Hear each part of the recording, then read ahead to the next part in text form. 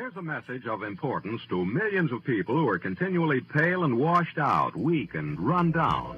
Doctors will tell you that these conditions are often caused by a deficiency of iron.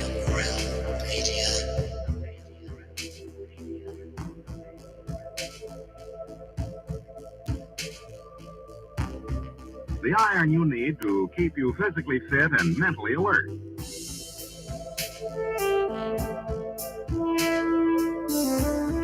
Medical studies show that 2 out of 3 women and many, many men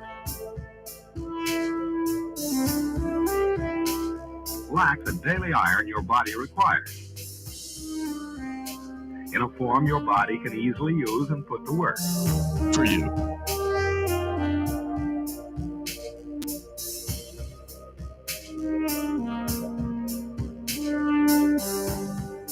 Every dose gives you more than your daily minimum iron requirement. We are awake, we are awake, we are not alone. We are striving for more. So if you're not getting the iron your body needs, We are awake, we are not alone. if you feel weak, run down, and are easily upset, We are striving for more. start taking iron today.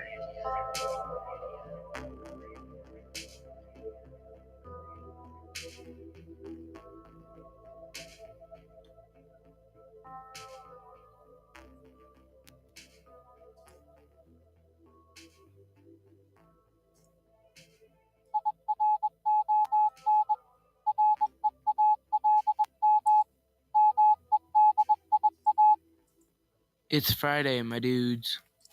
Thank God it's Friday. And TGIF to you all. Welcome to Iron Realm Media's Have No Sphere.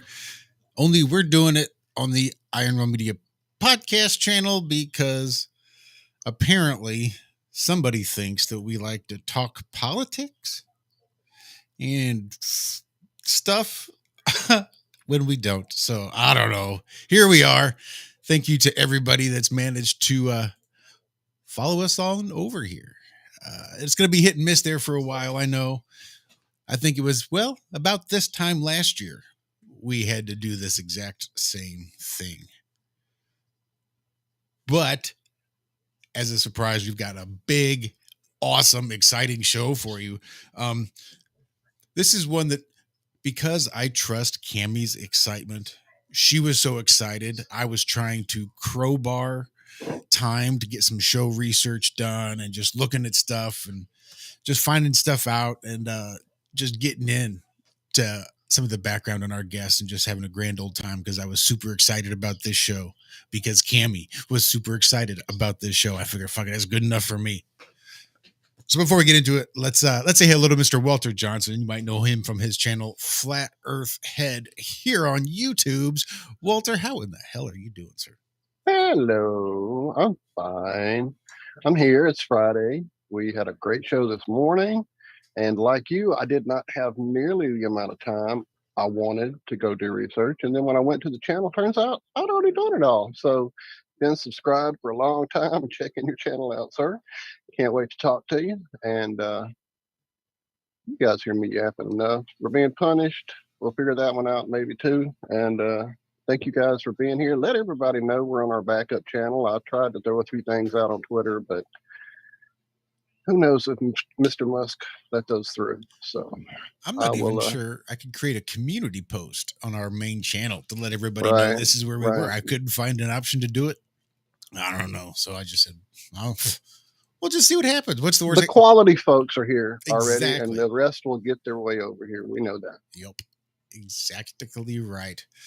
Well, since we're just doing it, let's go ahead and knock out the third half of our trio there in the mornings on Ironworks on Truth Frequency Radio. Go ahead and sort that one out. Click and clack the Tap It Brothers. Mr. Zachary Zabala, you might recognize his channel on YouTube, Good Times for All, We know him lovingly as the Nomad, amongst other things. Zach, how are you doing, sir? Hey, Josh. Hey, everybody. Doing great. Man, I just got fired up. I heard in chat that some children ruined the garden, Liz's garden. What? And yeah, there are some. Hooligans? Yeah, my first instinct was I would strike the fear of the creator into them. And that is my first. I feel bad when I get those feelings. But there were some young men down. This was maybe a year ago in the back. And I had been digging rocks out of the side of the hill, gathering topsoil dirt. And when I'd find a real big rock, I'd pull it out. And I built this nice big fire pit back there, 4 foot by 4 foot, nice big stacked rocks. And one day they're out there throwing them into the creek. And I was on fire, just on fire. And I went stomping out there, and then I caught them out front, and I went stomping out there. And right at the last second, I caught myself. And I was like, okay, don't strike the fear of God into them. Speak to them like they're human beings. And I did. And I explained to them that, hey, that's somebody's. You shouldn't do that kind of stuff, this and that. And then I got them to do some work for me for real cheap labor. I kind of made them feel bad and then told them, hey, you guys want to make $20? Because I had a whole bunch of lumber to move from the back of my truck to the backyard. But yeah, I wouldn't strike the fear of God into him. I know I wrote that, Liz, but yeah, I know how frustrating that has to be. I am so sorry, man. When you say strike the fear of God, you mean just like get a little loud and make him think you're going to beat the shit out of him? Yeah, or you kind mean of. like some really down hardcore psychological warfare strewn out over like 9 months? Rearrange the furniture in their room one night when they're sleeping or nothing like that. I wouldn't go that far, but dropping little hints about vengeful wood spirits. Now I have one of those voices where I can boom my voice and get it real deep, so much that I've only done it twice, yelled like that twice. And one was at my little sister. And right after I got done, she said, "You're going to beat your children." That's what she told me because I yelled at her. Yeah. And my nephew, I yelled at him once. And then he was always so scared of my voice. Uncle Zach's loud voice. Don't let Uncle Zach use the loud voice. That was his thing. Don't need to beat your children. As long as they think you're going to beat them, it's good enough. Yeah, I'm so sorry to hear that, man. I'm sorry. As much as I want to say, I do want to let Kimmy introduce you because I know she was super excited to have you on, and I just love hearing her excitement. So, Kimmy, if you wouldn't mind, would you sort of give us a little bit of a background on how you know the guest and what you had to do to get him on? You know what? I would love to. How about my host is disabled participant screen sharing? Oh, yeah, that's me. And it would help me if you would let me share a few things. Oh, what? You think just because I have power, I'm going to distribute it equally amongst everyone? Never. And like, I'm worse than Eero on this. I can't talk without pictures. It's just, how does it work? All right. Did you get it? Okay.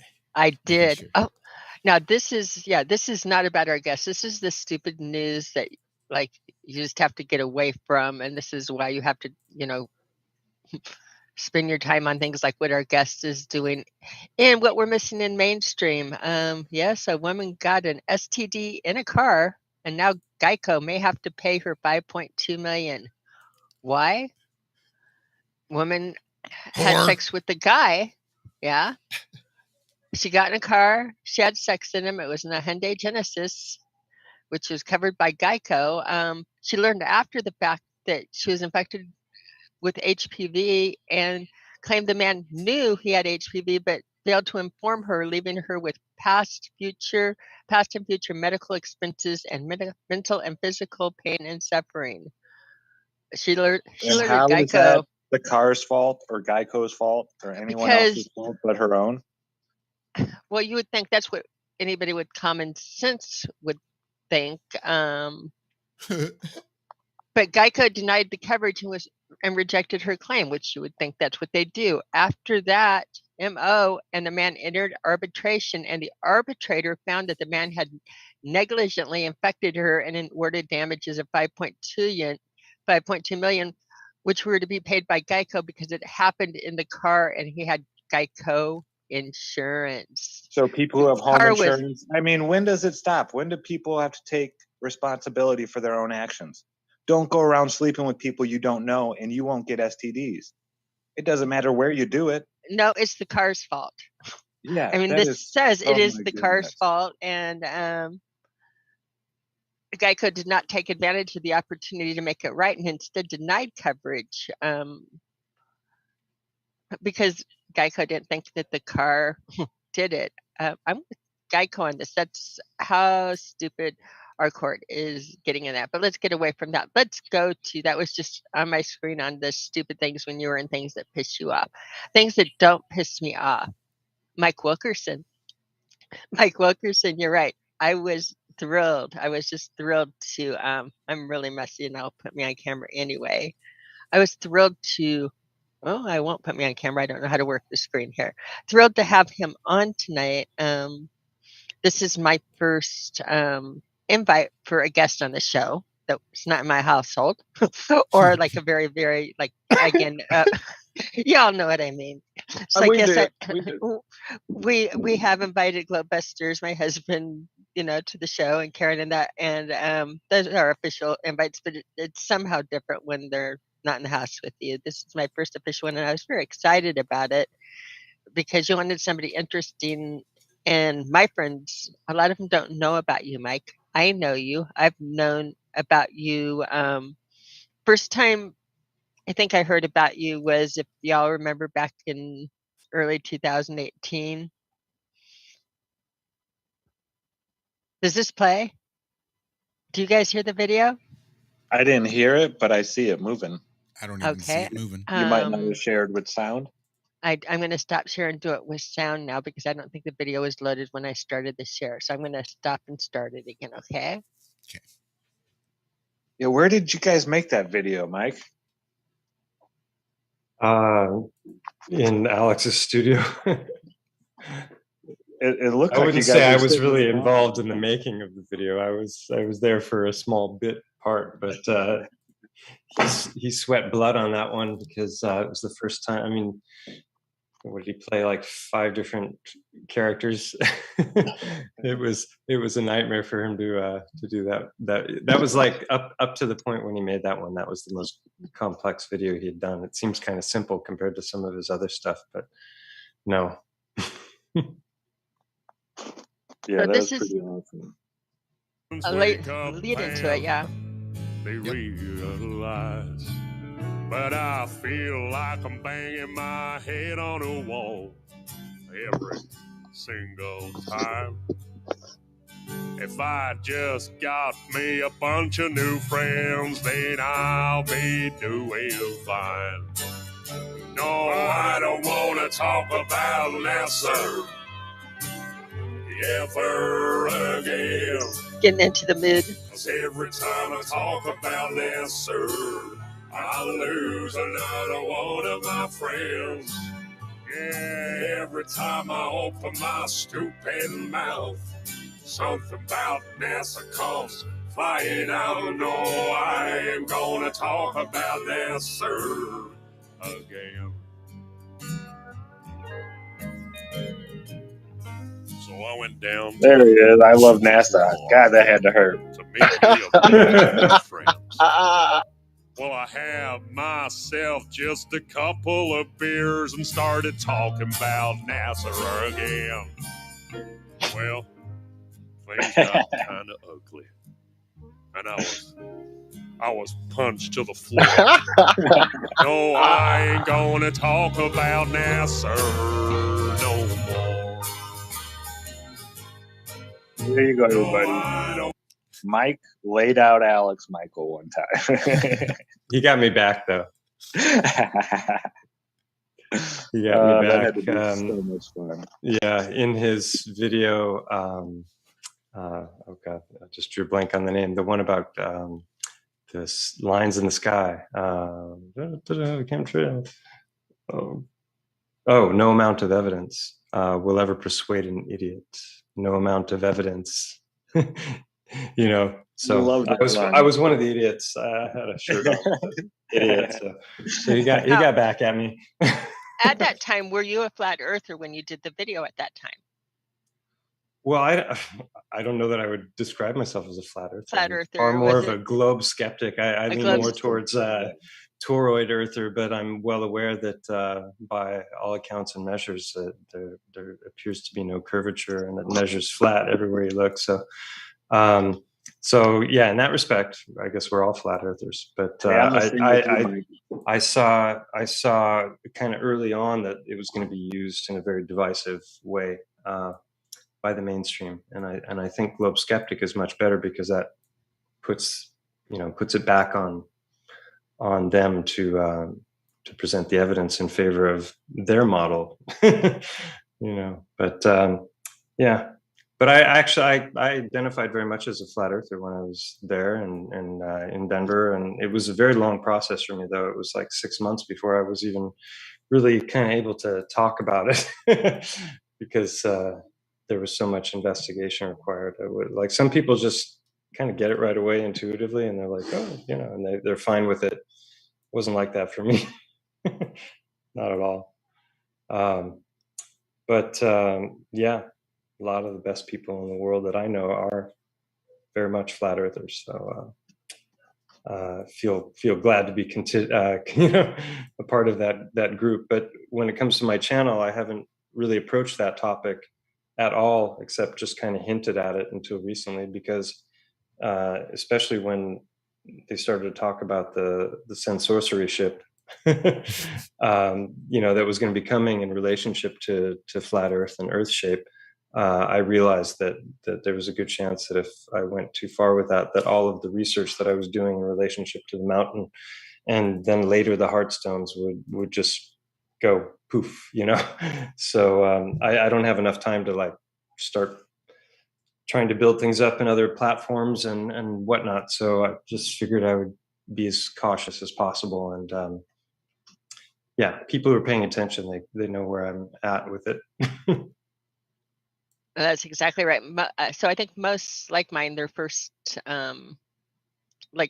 glimpse of you, they think was in that video, but it really wasn't the first glimpse of you. A lot of us remember you in the news, though we wouldn't have been able to place it. I'm going to share again. Yeah, what year was that, Mike? Oh, we're going to go into this. We're in Wikipedia right now, and we're Was looking that at. I wasn't expecting this part. Sorry, we're gonna go into your work, but we're gonna go into how people might know you, or I thought it was here for Bio-Geology. You are here. Okay, that's because he made the title without me even doing this. Things that I love about this person. I have met Mike in person in Denver. It was coded I've had enough. my I thought back adjusted by him. Another talent he has, a really good talent he has. What was that? My back was adjusted by you, if I remember correctly. You fixed my back. Is that not I did adjust you in Denver. You did adjust me, yes. It must have helped. You're still here. It's proof. Fascinating other things about him. If you go into the list of computer criminals, you go to the very beginning, there was Mike. The very first computer criminal listed in 1986, the Sprinter. How did you get the nickname the Sprinter? I know we won't stay on this very long. I want to do this, but I find this fascinating, and it tells me a lot. The fact that you're able to do the logic required for this. You got a 2-week jail sentence and community service, which would mean you didn't really do damage. They were just doing it to send a message to clever people. Don't be so clever. But yeah. Well, first of all, just a technicality. If you sort by sentencing date, I'm actually number 2 on that list, I think. So click on sentencing dates. There. Click that. There you go. Okay. Right. So that's Gerald Wondra. He was the first to ever be charged for the crime of hacking. Before him, there were other hackers that got caught and were prosecuted, but there were no laws on the books. So they were charged with things like fraud and espionage and other stuff like that. So there were hackers before, but I was the first to actually go to jail for the crime of hacking. And how old were you when this happened? Because this is 1980. It's a dubious Yes. point of notoriety, obviously. But... Sorry, what was your question? How old were That's you at the pretty time? cool, I'm Mike. curious as a mom. I was 18 at the 18, time. I had just turned 18 3 weeks before I got busted. Oh, man. So not only that, but I was living in Seattle at the time, and the law that had just passed in Seattle was the most progressive in the United States at the time. So the year after my case, they basically used that law as a model for the rest of the nation. So that in '86 they passed the Computer Crime and Fraud Act, which I think it still exists in a newer version and form, but that was, when they really started the sting operations and busting a lot of hackers around the country. But I was the first in Seattle or in Washington to be tried under this this particular bit of legislature, and I had the good fortune of having the prosecuting attorney was the one who penned the law, and he was the one who was assigned to my case. So they basically, like you said, they wanted to make an example of me and try to deter other teens from getting into this, because this is before War Games. War Games came out. Well, no, War Games came out. I started before War Games, but War Games really kind of was what brought it into the mainstream consciousness. Now, War Games came out a little bit after that, and I looked into that. They said that there was somebody else they used as a prototype for that. But the fact of the matter is, the fact of the matter is if you look at the story of War Games and you look at the person that they supposedly used, who they paid, money to use, and if you look at your story, the Seattle area, so many different things about it. Gosh, I never even thought about it. I looked at it and I said, "Are you sure you were not?" It can't be the case. It can't be the case because I didn't get busted until '85. War Games came out in '83. I had already been active about 18 months or so at that point, as just a hobbyist who was just beginning that journey and learning new things and learning how to game the telephone system so I could start to call long distance, so I could reach the bulletin boards that were in different parts of the country. And you asked about my handle, the Sprinter, and the funny thing was my handle originally was the Guardian, because I really had these kind of glorious visions of how it was going to be as I got into computers, and that I was going to be this power for good, like a Robin Hood of the digital era, so to speak. So I thought, the Guardian, that's a really good handle. And then I was about 2 or 3 months into it, and someone on one of the bulletin boards was like, "Hey, isn't it spelled Guar?"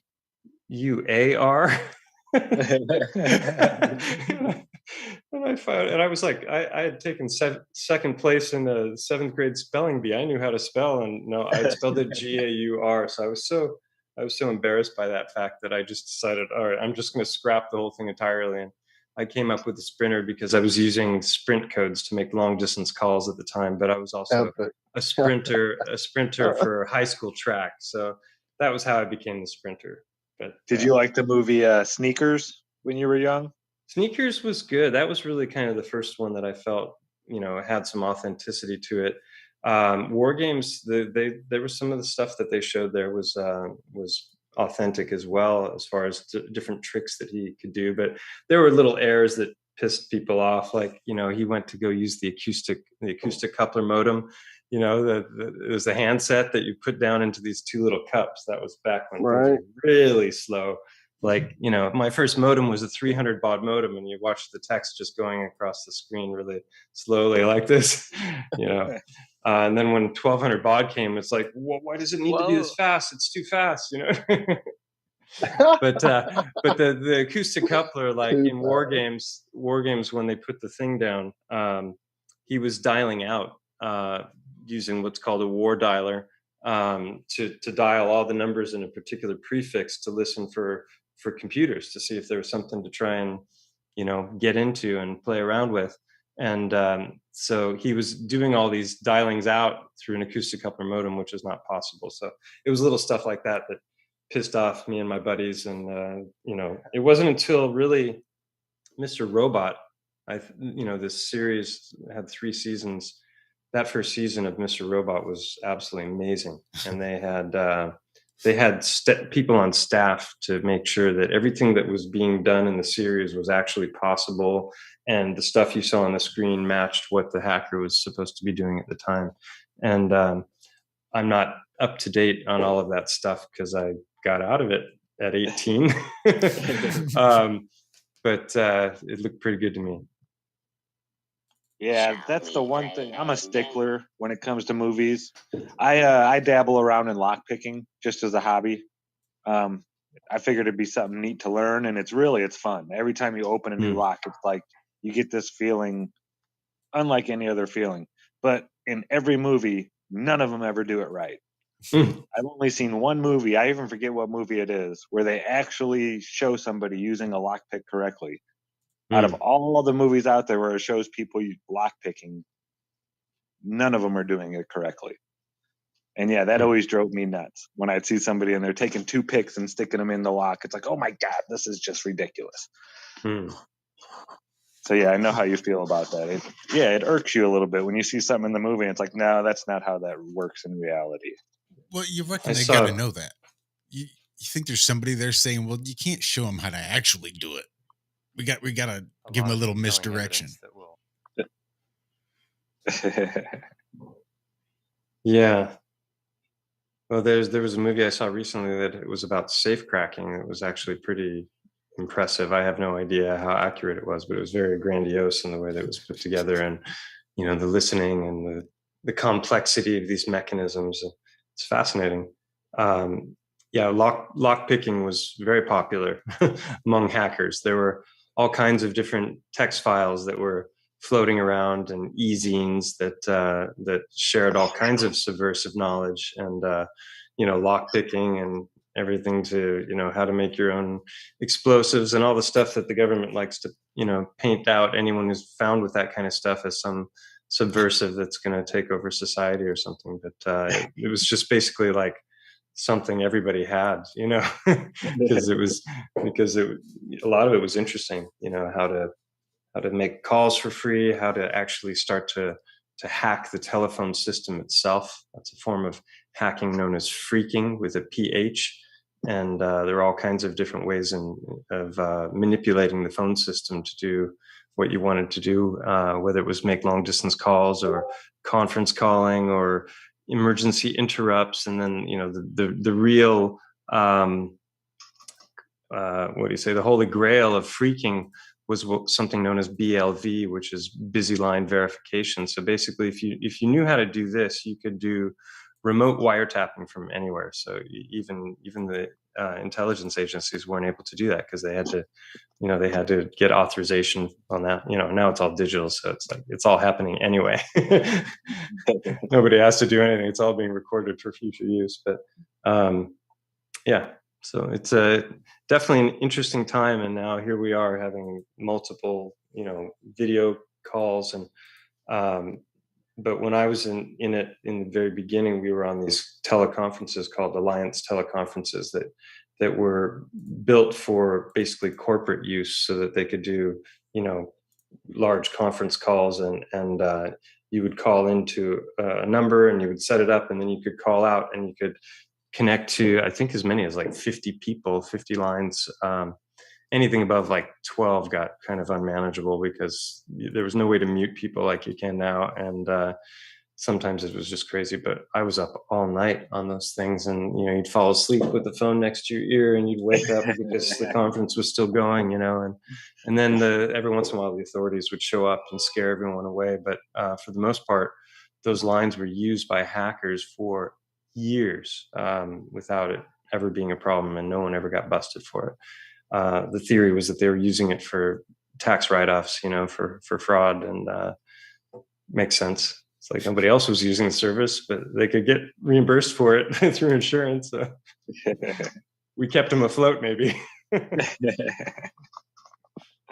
Part of the reason I went down this alley of your history is of course my personal experiences with my 18-year-old son, and some of the things like getting delivered couple-inch packages of legal papers saying cease and desist and different things that get your attention. So that has me. But more than that, in the truther movement, it's the type of mindset you have to have in order to do what you're doing, be it hacking or, again, your conferencing, and the different type of history that you have with it. It's connecting all the pieces, looking how to connect realistic pieces, make things happen, take, what's relevant, what's not relevant. Like you said, when you watched the movie, it drove you crazy because there were areas where, no, that wasn't accurate. And your, I would call OCD, which I'm going to call a necessary component to the personality, that's not real, that's not right. It bugs the hell out of me. It's that sensation that you have when things aren't real, because you're looking for truth and things aren't truth, even if it's like harmless. In a movie, they grate at you. It's a personality trait. It's again, where it's not, they didn't put that in the movie to grade at you because they're there. They did it for thematic interest in who's going to know. But as because it looked cool with that dialer going. That's the only reason you did it, right, Mike?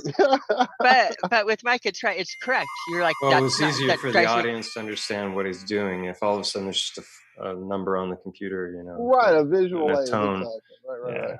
But that should drive you crazy. It's not real, and it's something I that definitely happens. I have with an problem OCD solvers. quality. I can also be a slob, but and they do have to be careful to do with about sloppiness. The way they show those things, because next thing you know, thousands of kids are trying it at home. I mean, the guy showed up on the Tonight Show whistling into a telephone and making numbers happen. So me and my friends spent the next 4 months doing that.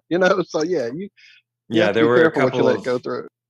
Yeah, there were a couple of magazine articles that were written, and then there were, little exposés, and then it just exploded everywhere. It's like people were like, "Oh, really? That's a possibility." It never occurred to them. But it is. People had been doing it. Yeah. No, people had been doing it for much earlier than, like I said, before there were PCs. That was going for at least a couple decades. Wow. So let's apply your mindset and your critical mind and problem solving and attention to detail and attention to, again, that quality that you have that, oh, this isn't right and that's not right. Let's look at that and see what you're doing now, because a lot of people who are not familiar what you're doing now, and we'll premiere this up on our channel too, because I didn't realize our channel just got taken down, and so we're on a backup right now, so I can't wait for more people to see it. But what you're doing now, the Stellium 7 channel, I'm going to take you back to some of the early works. Unveiling the Titan Part 1, conclusive proof Titans exist. I highly recommend this video for everyone. What Mike does and why, like with me, once I met him, it was almost a burden relieved off of me, because it's like Zach's around me all the time. I'm going in different directions between the magnetics and the model and the sun and the moon and the way they work and all of these different things. And I kept on running through references in the ancient texts about the Titans and about like physicalities and things that very much did not seem to be described in fantasy. And really these parts, when putting together what the world will look like, and that it's part of the story. What Mike is doing is he's going about it not in a way of pareidolia, where we all look at clouds and say, I can see an elephant in the clouds, I can see a dog here, and look what's over there, a giraffe. and we all know we can look at leaf patterns. You can look at any patterns and you can kind of imagine what they may be, just like he's showing on here. You can look at that and say, like, are there tests? And it gets your imagination running. But these mountains that exist in the literature, and what are the chances they're real? He's taken it a step from pareidolia to testing. He's looking at testing, like where the cavities are, the structures of them compared to the actual beast. He's taking it scientifically down one step at a time. He's working with and doing debates with other PhDs. When I say other, I'm not saying he is one, but I'm saying he's doing it with people very credible and experience in this, and is not just, oh, this looks like this, so therefore, wow, this mountain looks like a elephant, so therefore all mountains must be elephants. He's taken each piece individually, each rock he's picking up and looking at qualities for it, and is testing it through some amazing boundaries. I happen to think these connections are there. I do not think all rocks, and this is where like I'll make points just because, like what you said about that piece of the movie driving you crazy, that the dialer was wrong. I have to admit I have some of that OCD present in me, a lot of it. So when I hear people saying that all mountains are old trees or old tree stumps, or all mountains were buildings, melted bricks, or all mountains are titans, or all, anytime that you put in all this is that, it triggers me. I have to say, and it's probably an unfair because people are just trying to make a point. I'm right there with you, Kimmy. It's very fair. Go right ahead. But yeah, it is a, we'll put it out because it's in the community. It is a trigger just to put out all.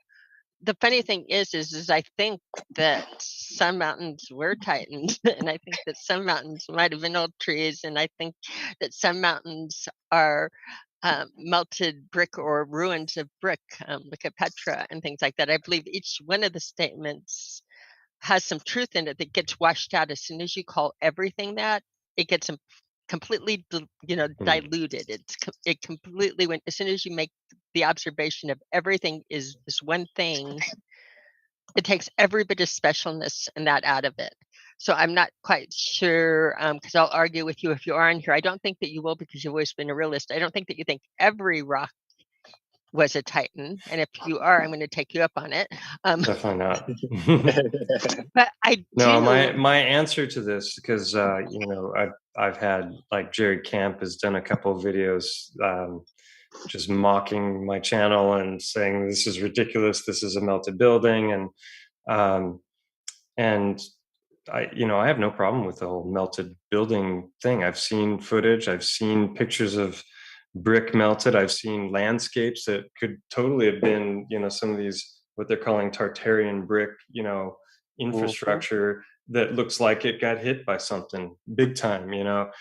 John Levy's just got amazing footage of all kinds of stuff that covers these topics. So I'm more of the E, all of the above category. I think everything you mentioned. I think that volcanoes themselves, they may be tech, they could be, for all I know. I mean, what happens to a big a big, what do you call these piles where you put all your food and landfill. like landfill or compost, like a giant compost pile. These things can spontaneously combust and burn for ages. Well, if titans existed, maybe volcanoes are titan dung heaps. I don't know what coal mines or they catch on fire all the time. Yeah. I think a lot of them. I think a lot of the mines in general are probably, they were mining the root structures of the ancient trees, and the titans as well.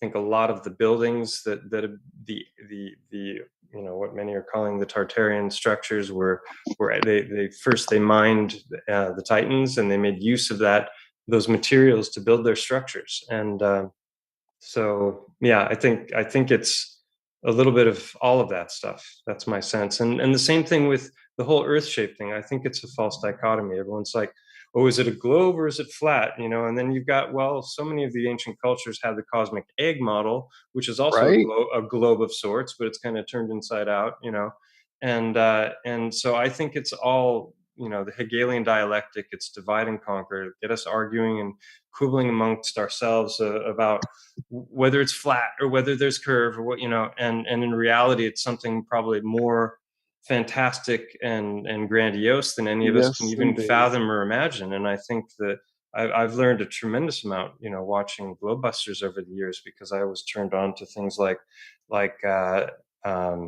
Ken Wheeler. I was turned on to the Primer Fields, and these are things that went a long way to helping me form what I think is a far more complete cosmology now than what I had in my mind based on what I was fed by NASA and Hollywood and the sci-fi movies growing up, which I was a big fan of. I was a huge sci-fi tech guy. I loved, books on quantum physics and philosophy and all these different subjects, because it just all synergized in this grandiose universe. And I still think it's grandiose, but it's far different from what they're telling us. And Right. Actually, far more beautiful. if it was what they're telling us, they wouldn't need to be faking so much shit. And clearly they are. Did you want to be the last starfighter too? Oh, yeah. Oh God, yes. Definitely. Well, Mike, Like, you kid plays a have video game and then gets like, Yeah. How could you not want to be that kid? I dreamed of space but I, before I met Alex, because obviously Alex was my red pill when it comes to this topic. I had for about a year been going through a pretty major awakening to a whole lot of other rabbit holes and the ways in which they connected that had nothing to do with Earth shape. So I was already reeling because major portions of my mindset and upbringing and childhood and all, it just got like swept out from under me. And then along comes Alex with, hey, did you ever look into the flat Earth thing? And my first thought when he said that was, oh no. Oh no. This guy's a nut job. He didn't just go there, did he? Like, oh, you got it. Because we were. I mean, the way we met was fun. I can come back to it in a second, but we were both checking off the boxes. Like, oh, what about 9/11? Did you look into that? Yeah. And about chemtrails? Yeah. It's like boom, boom, boom, boom. And then, as he was leaving my office that day, that was when he brought it up, and I just kind of shook my head when he left, and I'm like, how can anyone believe something so stupid? And I knew about the moon landings potentially being faked, and I'd looked at a bunch of the footage, but it never once occurred to me through my whole life that they might have been faking everything since, because there's the ISS up there and it's filming us, all the time, and there are all these things that I just took for granted as being real because I had seen them on screen. And then of course Hollywood is prepping you to believe all that stuff. I showed my kids like the first episode of the first season of the original Star Trek, and they were like 10 or something, and 8, maybe 12, 10 and 12. And they literally laughed me out of the room. I thought, oh, we're going to get into Star Trek together. I'm going to start them with the original stuff and then work our way into the next generation. And, oh my God. Thank God they had more discernment than I did, because they saw right through the bullshit. And, the lunar lander, I mean, come on, give me a break. It's just, there's so much. Story. When I saw that thing, I was 8 years old at Cape Canaveral. The first thing I said when I saw it to my father was, okay, where's the real one? No joke. That was when I asked my dad. And he's like, nope, that's it. And I was like, no. I mean, the legs on the thing look so flimsy. There was no way. I knew. But of course, I just believed it. Wearing my NASA hat and, all that kind of stuff. Just when your parents tell you that, that's and how Dad was there, right? Yeah, exactly. Dad believes it. It's got to be real. Yeah. Well, yeah. Dumb was I. And then listen. as far as Alex goes, a few weeks later, I saw him again, and he brought it up again, and I'm like, oh God, he went there again. Okay, it's like now I've got to debunk him. So I mean, how long can that take? 5 minutes at most, maybe 10. I'll just go online, I'll find this and that, and so So we started to go through this WhatsApp process because we were already kind of friends before that, and hanging out a little bit. Um, I had I initially saw his wife Shelley as a patient, and then later I was doing an art exhibition, and the two of them came to the art exhibition. He really liked the art that I produced, so that was how our conversations initially started, and then they got really wild really quick after that, and it wasn't very long after that when I started to open up to the whole idea. I started to look into empirical tests, and I remembered that I'd seen Ibiza very clearly on some winter's days here from the peninsula. So when you look at that mountain, its snout kind of extends forward, and then it ends at a point that sticks out into the Mediterranean.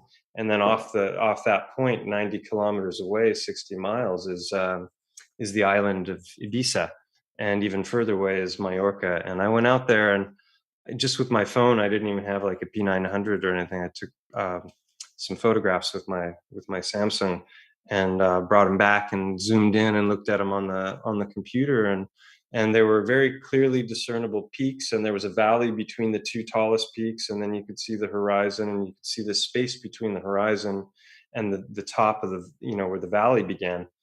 And I started doing the math on it because in high school my best subject was geometry. I love geometry, so I immediately understood like what's involved. If it's supposed to be flat, then if it's supposed to be curved, there's got to be a discernible curve, and we've been taught about the boats and all that. And so I started doing the math on it, and there was nothing missing. There should have been 200 meters missing from the island at that distance, and none of it was gone. That's an interesting one there. Pause. So I don't think for a second that is an elephant. There's a whole bunch of there are a bunch of pictures that I put in that first video that I would never put in now. There's also a bunch of pictures that have made the rounds in the mud fossil community that are presented as just these are titans, and a lot of those have been manipulated. I don't think that one's been manipulated though. I've seen that one from a lot of different angles, and I've been on Google Earth. That one looks the way it should. That I've been told by people from the other side looks totally different, but I don't have a problem with that because the whole thing looks like it's embedded into a flow above it.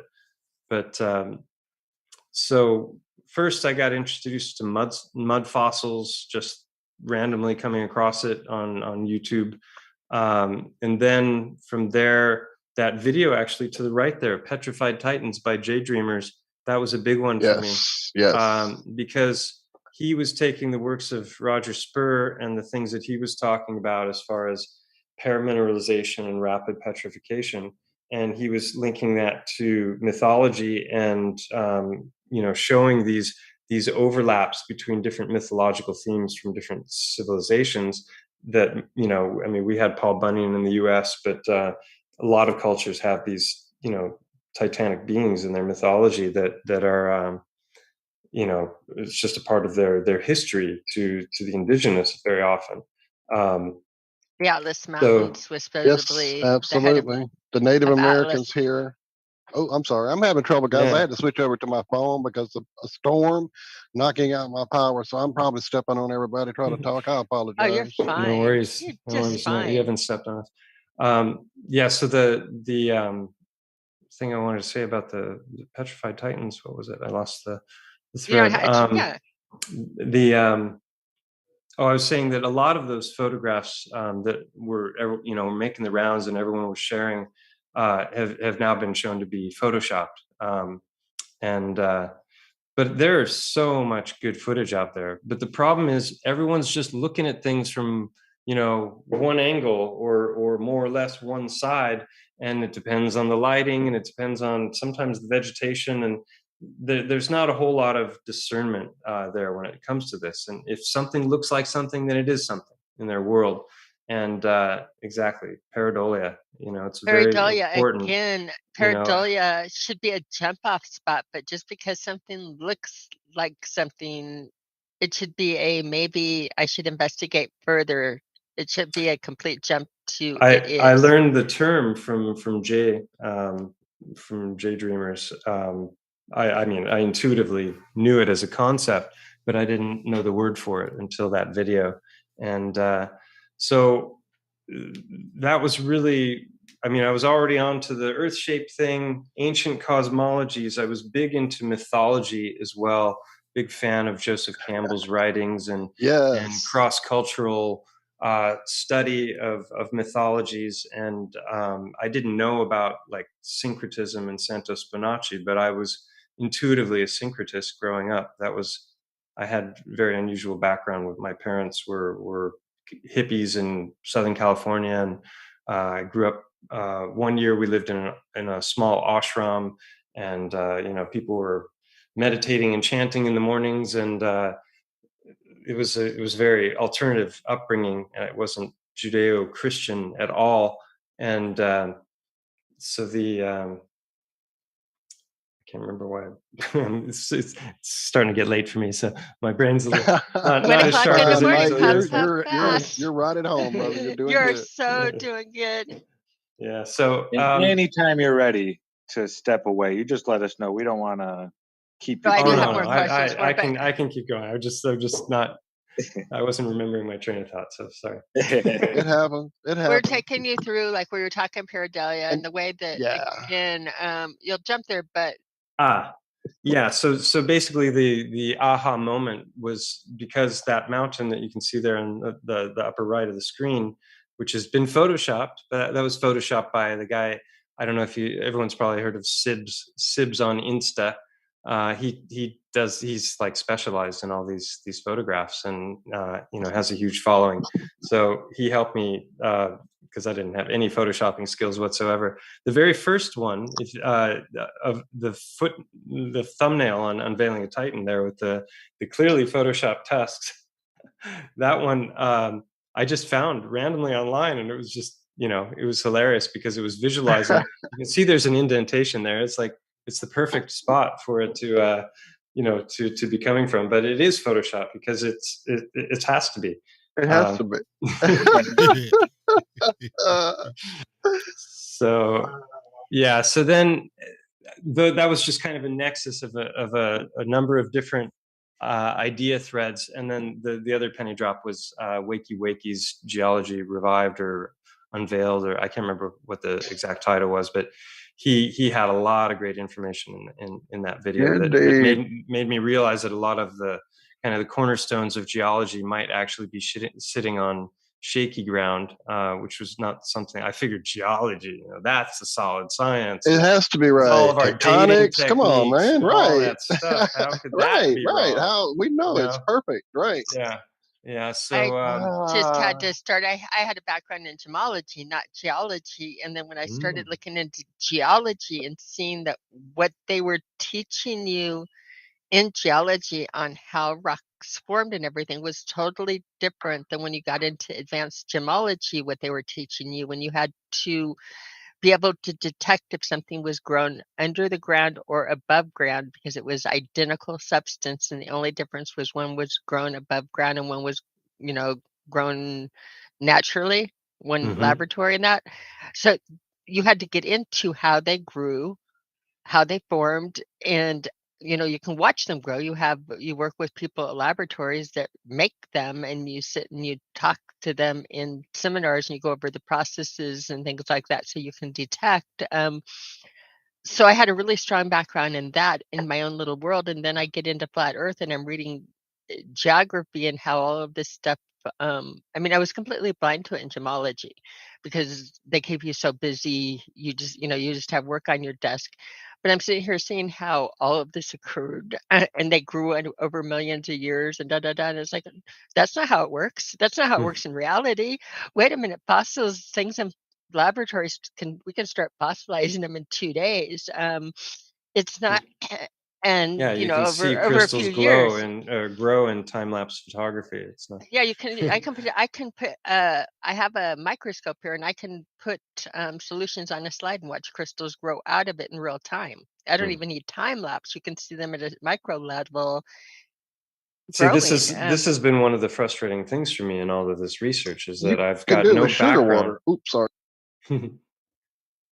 So I have a Yeah, background in reality, but my background in reality does not match. It does not match geology in the way they say right. it forms, and they don't put gemologists, people that need to determine for legal reasons. Like, in other words, it's a bad mistake if you call something real and it's not on an appraisal. Hmm. And the appraisal is for like a divorce or for a inheritance or whatever, where, you know, people need things appraised for legal things and separating. So you think you have to separate jewelry by value among siblings, and it's really important that you get it right.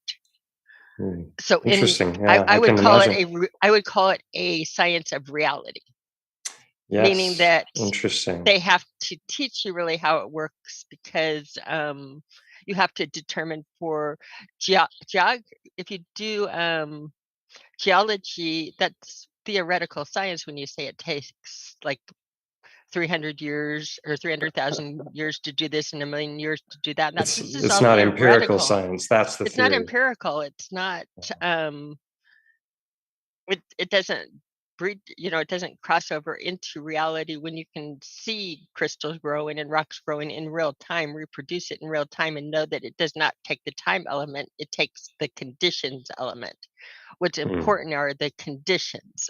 Are the conditions right? It's just like when rain crosses over to snow, it does it when the conditions are right, and it happens very quickly. Right. That's how rocks form.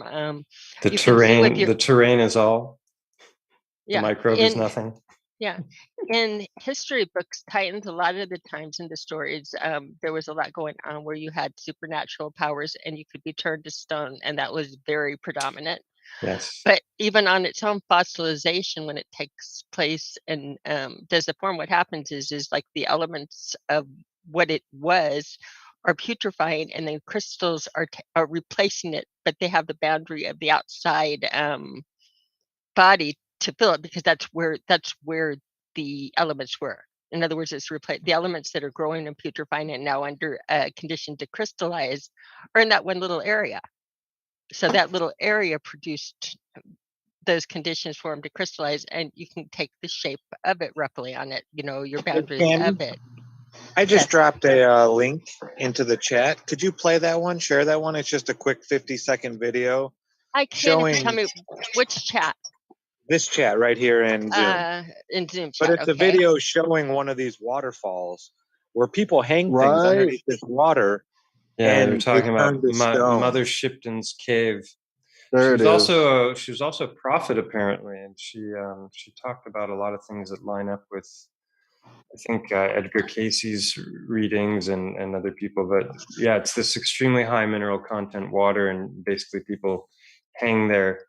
They come and bring little mementos to basically petrify, and they hang there for like between 3 to 6 months. Would you like me to play this now, Zach? I think it's here. And Yeah, would you you don't. need audio with it?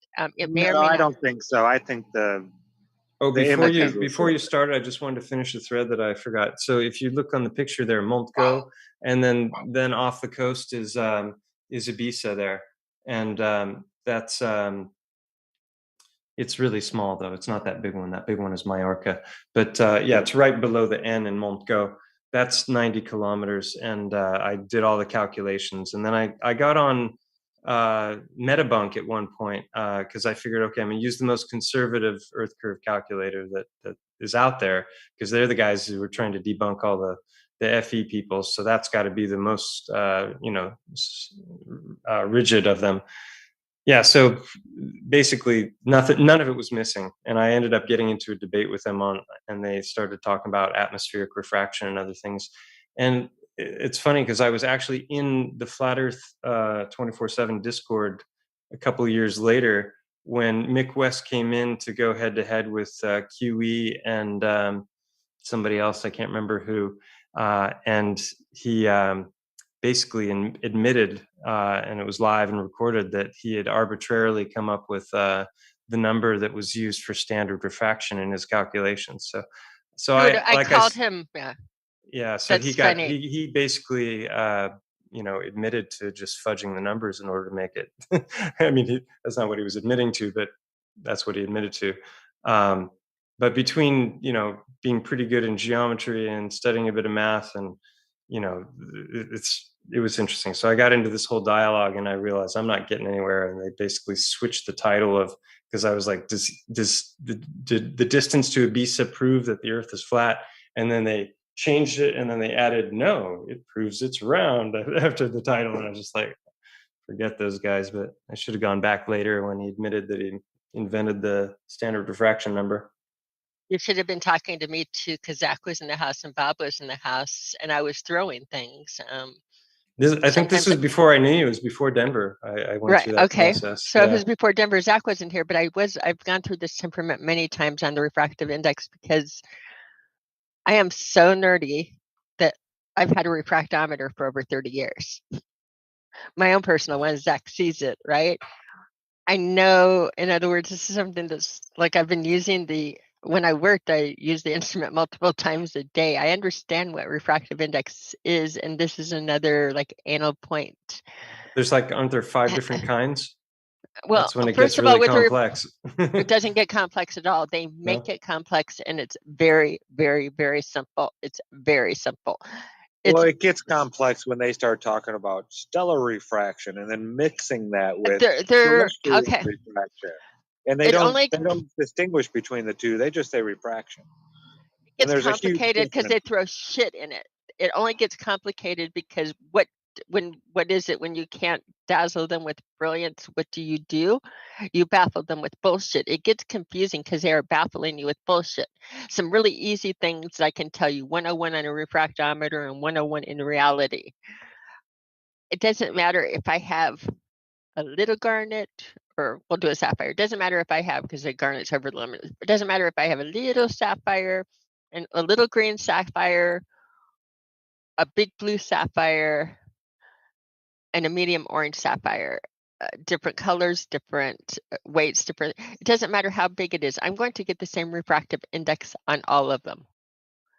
Why? Because they're going to bend light at the same. It doesn't matter if I stack them up, if I make it thicker, it's not going to add to your refractive index. That's not how it works in reality. The refractive index is a change that it bends when you go through a boundary. Like if you put a straw into water and you see it bend, that's an extreme. You're taking it from a gas to a liquid, and you've got a pretty extreme little bend on there, and that tells you, the angle it's burning, doing that. Right. If you get complicated, so as you have could a change in density, the light bends downward towards the denser correct of the two, right? Yep, that's simple. So doesn't that also mean that it's bending the wrong direction for it? Not only is it bending the wrong direction to what they're saying, but it also, again, you're talking in the gases. The gases are in the 1.003, 1.007.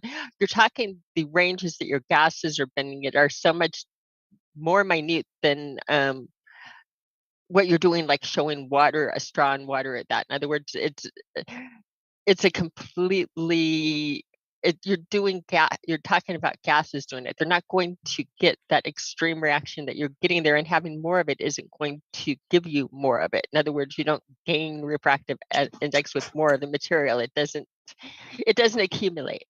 It's retarded. The whole way they approach it is not real.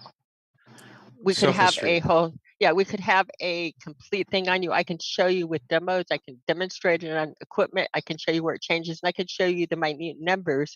But the way that they were adding up and doing it is retarded. That would be like saying nobody would be able to do their job in my old field. It would be like saying that you'd have to calibrate your equipment for every thickness.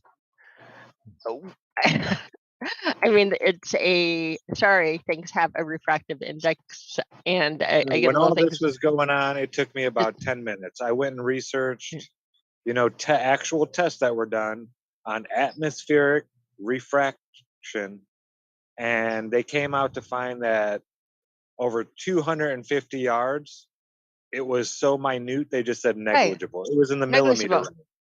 Right. All I could do is I can throw it, and I may be making it more complicated to you guys talking it, but it's not complicated. It's simple, and and my problem is I do things with my eyes and see reality. I didn't have to put the words to it before. I just had to recognize reality. But the reality of it is I'm listening to them and saying they're making this shit up. They're making it up, and they're getting it away with it because they're making it up, and they're talking like they know what they're doing, and nobody's going it's like you have to actually touch things to challenge them. You need to pick up a refractometer. You need to see how it works on things. Somebody that's don't talk about it unless you've got some equipment or you know what you're doing. I've never even heard of one until now. I didn't You're even gonna know, if you're gonna I didn't talk even know about there was a refractometer until just now. Okay, in so. other words, if you're going to be calling, if you're going to be like call yourself an expert, I wouldn't have called myself an expert on refractive index, right? But it was something I did every day in my job multiple times. I would test things and assign values for it, right? It was just part of a daily routine. I wouldn't call myself an expert in that one area. I did a lot of things every day, but you can't touch it and not see how it works in reality. And what they were saying was like made up shit that nobody's tested in reality. In other words, it's like that's not how it works in reality. It doesn't get more. They keep on accumulating it as you go more, and it's like no, things that are thicker don't. Well, yeah, they already know what their curve is supposed to be, so all they have to do is back engineer the numbers. Yeah. Yeah. Well, and you can apply that same thinking to geology, to all of the ologies. Actually, I think they've all been weaponized in one way or another. Some of the things I'm going to jump off a tangent right now because I can. Why I still have your mind. Some of the things I look at are the natural magnetics, and one of the things that got me, along with the gold and the other things. First of all, when we talk about the work you're doing, it hits on me that gold and silver, growing up in Colorado, around mining towns, and that. You learn that they form and even you guys, they form in veins. And that always had me wondering why veins, and they look like veins or something. So some of the gold and silver and that and the veins had me up there. But the other thing that has me in gemology or touching it, magnetic materials are an important class of iron bearing materials that occur as iron oxides, which you've been talking about a lot. Magnetite, which everybody hears me talk about all the time, a natural magnet. But there's another one, hematite. Hematite, you guys are familiar with hematite, oxyhydroxides. And these, if you look at so many of these names, you're going to see the hema and the hemi in it. Of course. Yeah, I never thought, of course. And same with hematite. Yeah, what is going on? Do you want to know if, okay, I'm going to tell you something. Hold on, you guys got to connect it for everybody. I know Mike gets it, but hemoglobin. Okay. Hemoglobin, blood, blood. Okay, when you look at magnetite and maghemite, by the way, it's very commonly mistaken with magnetite. This is a commonly confused along with hematite is confused with magnetite and maghemite. If you wanted to do my job for a second and first of all say, is it magnetite? One of the first things I'd do is I would take it, I would streak it on a white plate. And if it was magnetite, it would streak gray. And if it was hematite, if anybody's got a piece of hematite at home or maghemite, if you put that on an unglazed white porcelain, guess what? It's going to streak red. That's why it's called hematite. No. It's got a blood. Oh, yeah. Get the fuck out. Okay, so you just broke my brain. Okay, broke it. Because I've been into all of this forever. I've been into the whole blood thing. I've been into the whole stone. Oh, honey, I've done streak tests before. We're going to do hematite. The only minute that this all clicked in my head, Cammy. Holy crap. We're going to do it for you. Of course it's crystallized it's all biology. blood. What else would it be? Oh, my God. Oh, look. That's why I coined the term bio-geology, because I felt mud fossils was also divisive, right?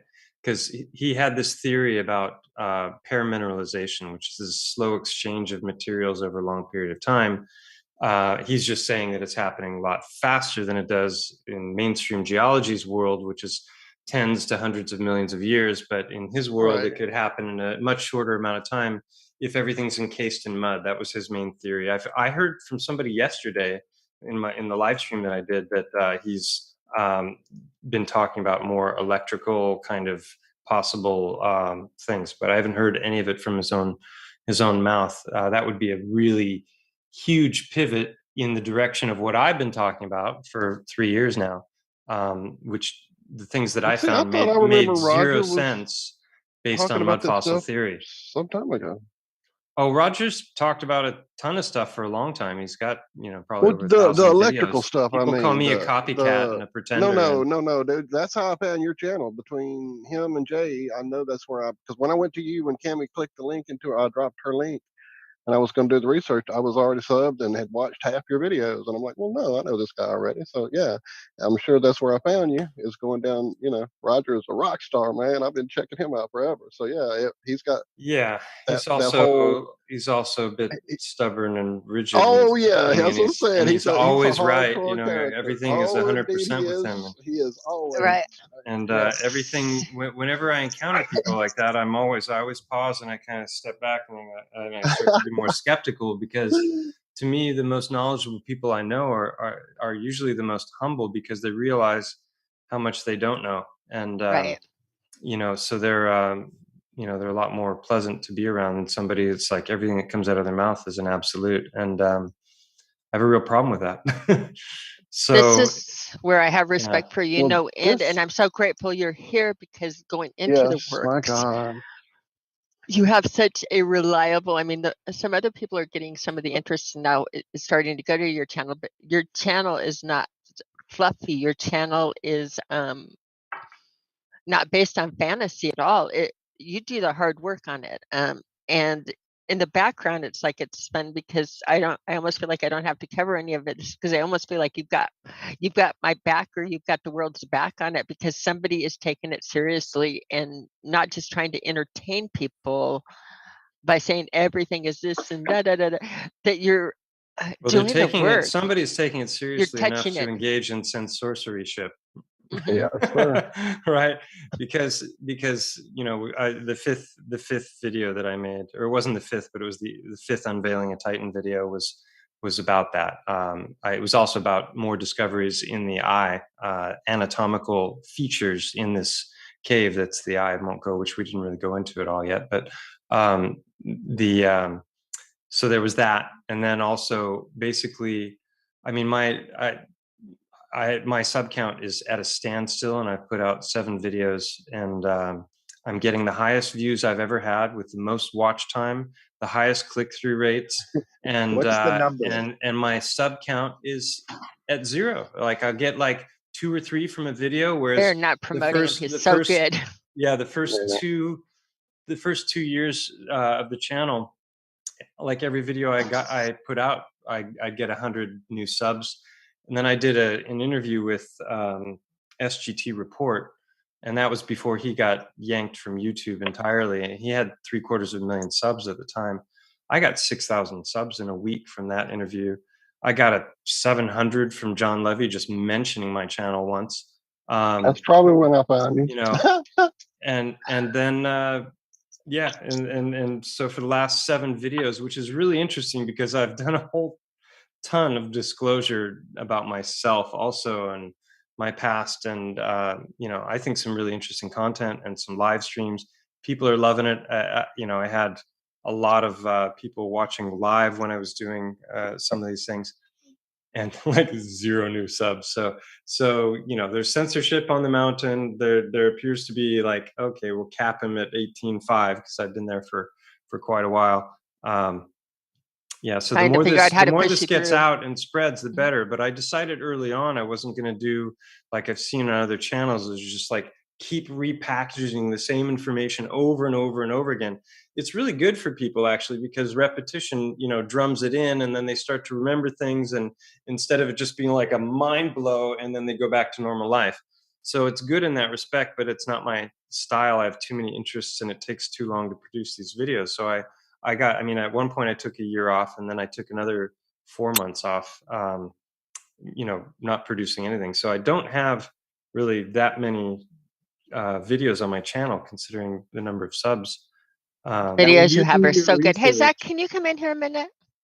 When you do your research, do you find yourself having to watch certain videos over and over and over again until you get it?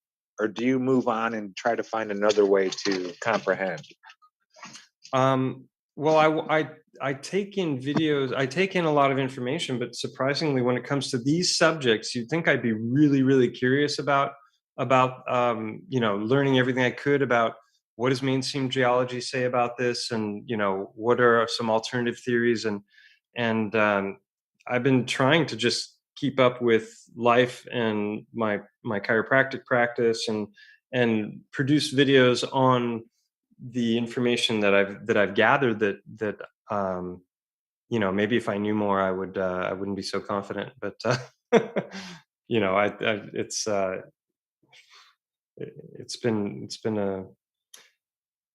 a real a journey where I was introduced to some ideas, but a lot of these discoveries were epiphanies that came to me in the course of walking and observing and looking at things with new eyes. And I think if I'm a little bit of a jack of all trades. I'm not an expert in anything. I have no background in chemistry. I've got no background in geology.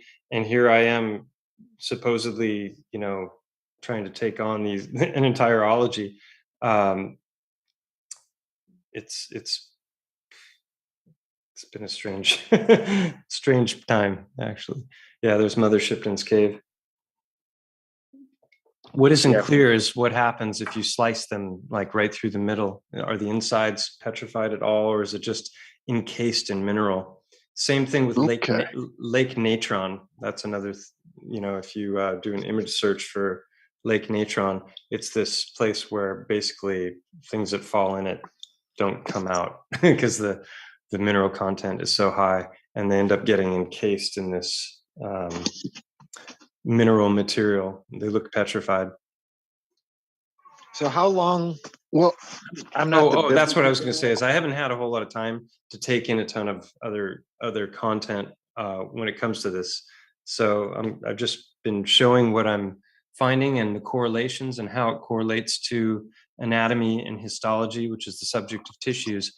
And then when it comes to all of these, I mean, there's literally thousands and thousands of different kinds of minerals and all this stuff. It's like, it's so outside of my realm of expertise. I was hoping that as I showed this information, other people with that kind of knowledge would come on board, and they have.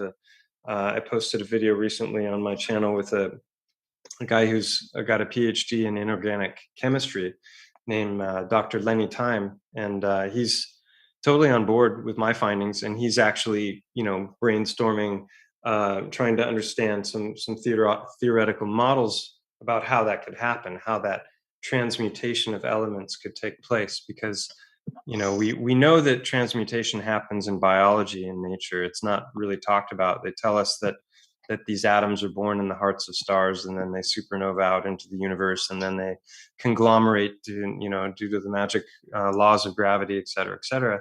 But I lost the train of thought again. It's getting late. It is late. And I don't want to go to sleep. No. And we don't want to lose you. And man, look, this has got to be the first of many, Mike, because you have beyond blown my mind tonight. Okay, this is so left turn, but not really. I was hoping we'd get back to this cave and Mother Shipton. I had in years, 25 plus years ago, probably, when I was researching psychic stuff, Edgar Casey, ran across her stuff, but never put the cave together with it all until now. Okay, so she's here in this area, allegedly born in this cave. So I did a real quick rough and dirty research after y'all dropped my brain to the floor and the truth bumps broke out. Where I grew up, my family grew up on land that has been in my family forever. Upon that land is well water that is famous. People come to that land and get that well water and take it off. My uncle's house uses that same water table as its house water supply, drinking water, bathing water. The family that lived in the house, like, literally smelled of the mineral content of this water. My family I grew up with a family who had so many crazy psychic experiences. My grandmother saw centaurs walking through the front yard. There were ghosts. I mean, it was a typical psychic shine family. That was what I grew up with in the middle of this mineral content water. And now you're Where's telling that? us it's central Mississippi, St. Martinville, Is that chalk in Simpson that? County. Is that chalk that we're seeing? Very, very chalky. So Yeah. I'm wondering, what would it be in the mineral like content? Yeah, somebody that would asked me, or affect? somebody was talking about chalk being, part of Titans because you can see it in these just massive What if it's quantities. the pituitary gland that's mineral contented has come out into the water table? And that is increased in these people's area because it's in their body. It's in their, they're absorbing it in their. You mean like a Titan's pituitary gland? Titan's pituitary gland. Holy shit. The truth bumps are all up and down my body right now, man. I thought that's what you were suggesting. Yeah, that is what I'm saying. What if it's pituitary gland mineralization that is making that water do what it did to Mother Shipton, do what it did to my family in the area? The question is, as things as molecules undergo the process of petrification, however it happens, whether it's through massive heat or some kind of electrical plasma event, as that starts to happen, those molecules are going to denature. Just like when you fry an egg, the heat is breaking those molecular bonds, and it's instead of it being a nice molecule, now it's a mess. So I can't imagine the DMT molecule that the pituitary is so known for would survive a petrification process. This is why I haven't bothered to go and try and do DNA samples on a lot of the stuff around here. I mean, first of all, finding a lab just to do a CAT scan was a challenge. I did a CAT scan on a bunch of the stones that I've made videos about, and that took me quite a while. I ended up having to go to a veterinarian clinic that had a CAT scan because none of the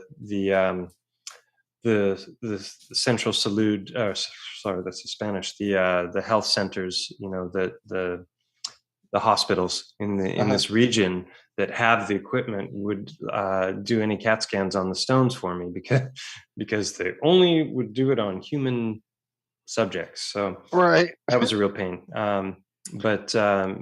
So, like, for example, when I did the CAT scan, I was hoping to see some of the internal structures, but these things are solid stone. And there are some chambers, which you can see but you couldn't see any detail because the stone is way too dense for X-ray. Like if you X-ray an arm, you can see through the bone. It's radiolucent. So if there's any kind of a little crack or fissure, you see it as black because there's no material there.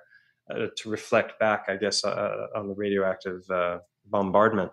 So the CAT scan didn't really reveal much, and I can't imagine that a DNA analysis would either. Maybe it would. Roger from Mud Fossil University, I don't think a video goes by where he doesn't mention his 3 DNA tests from some reputable lab.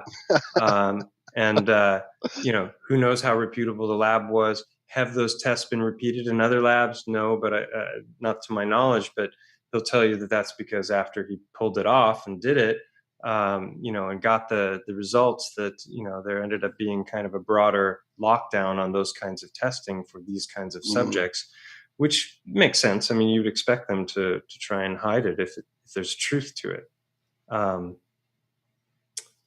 So obviously. I'm wondering if there would be some kind of sonar type way of, I just want to say something about the ultrasound. chalk. Yeah, going back to your neighborhood, because I studied the crop circle phenomenon a lot.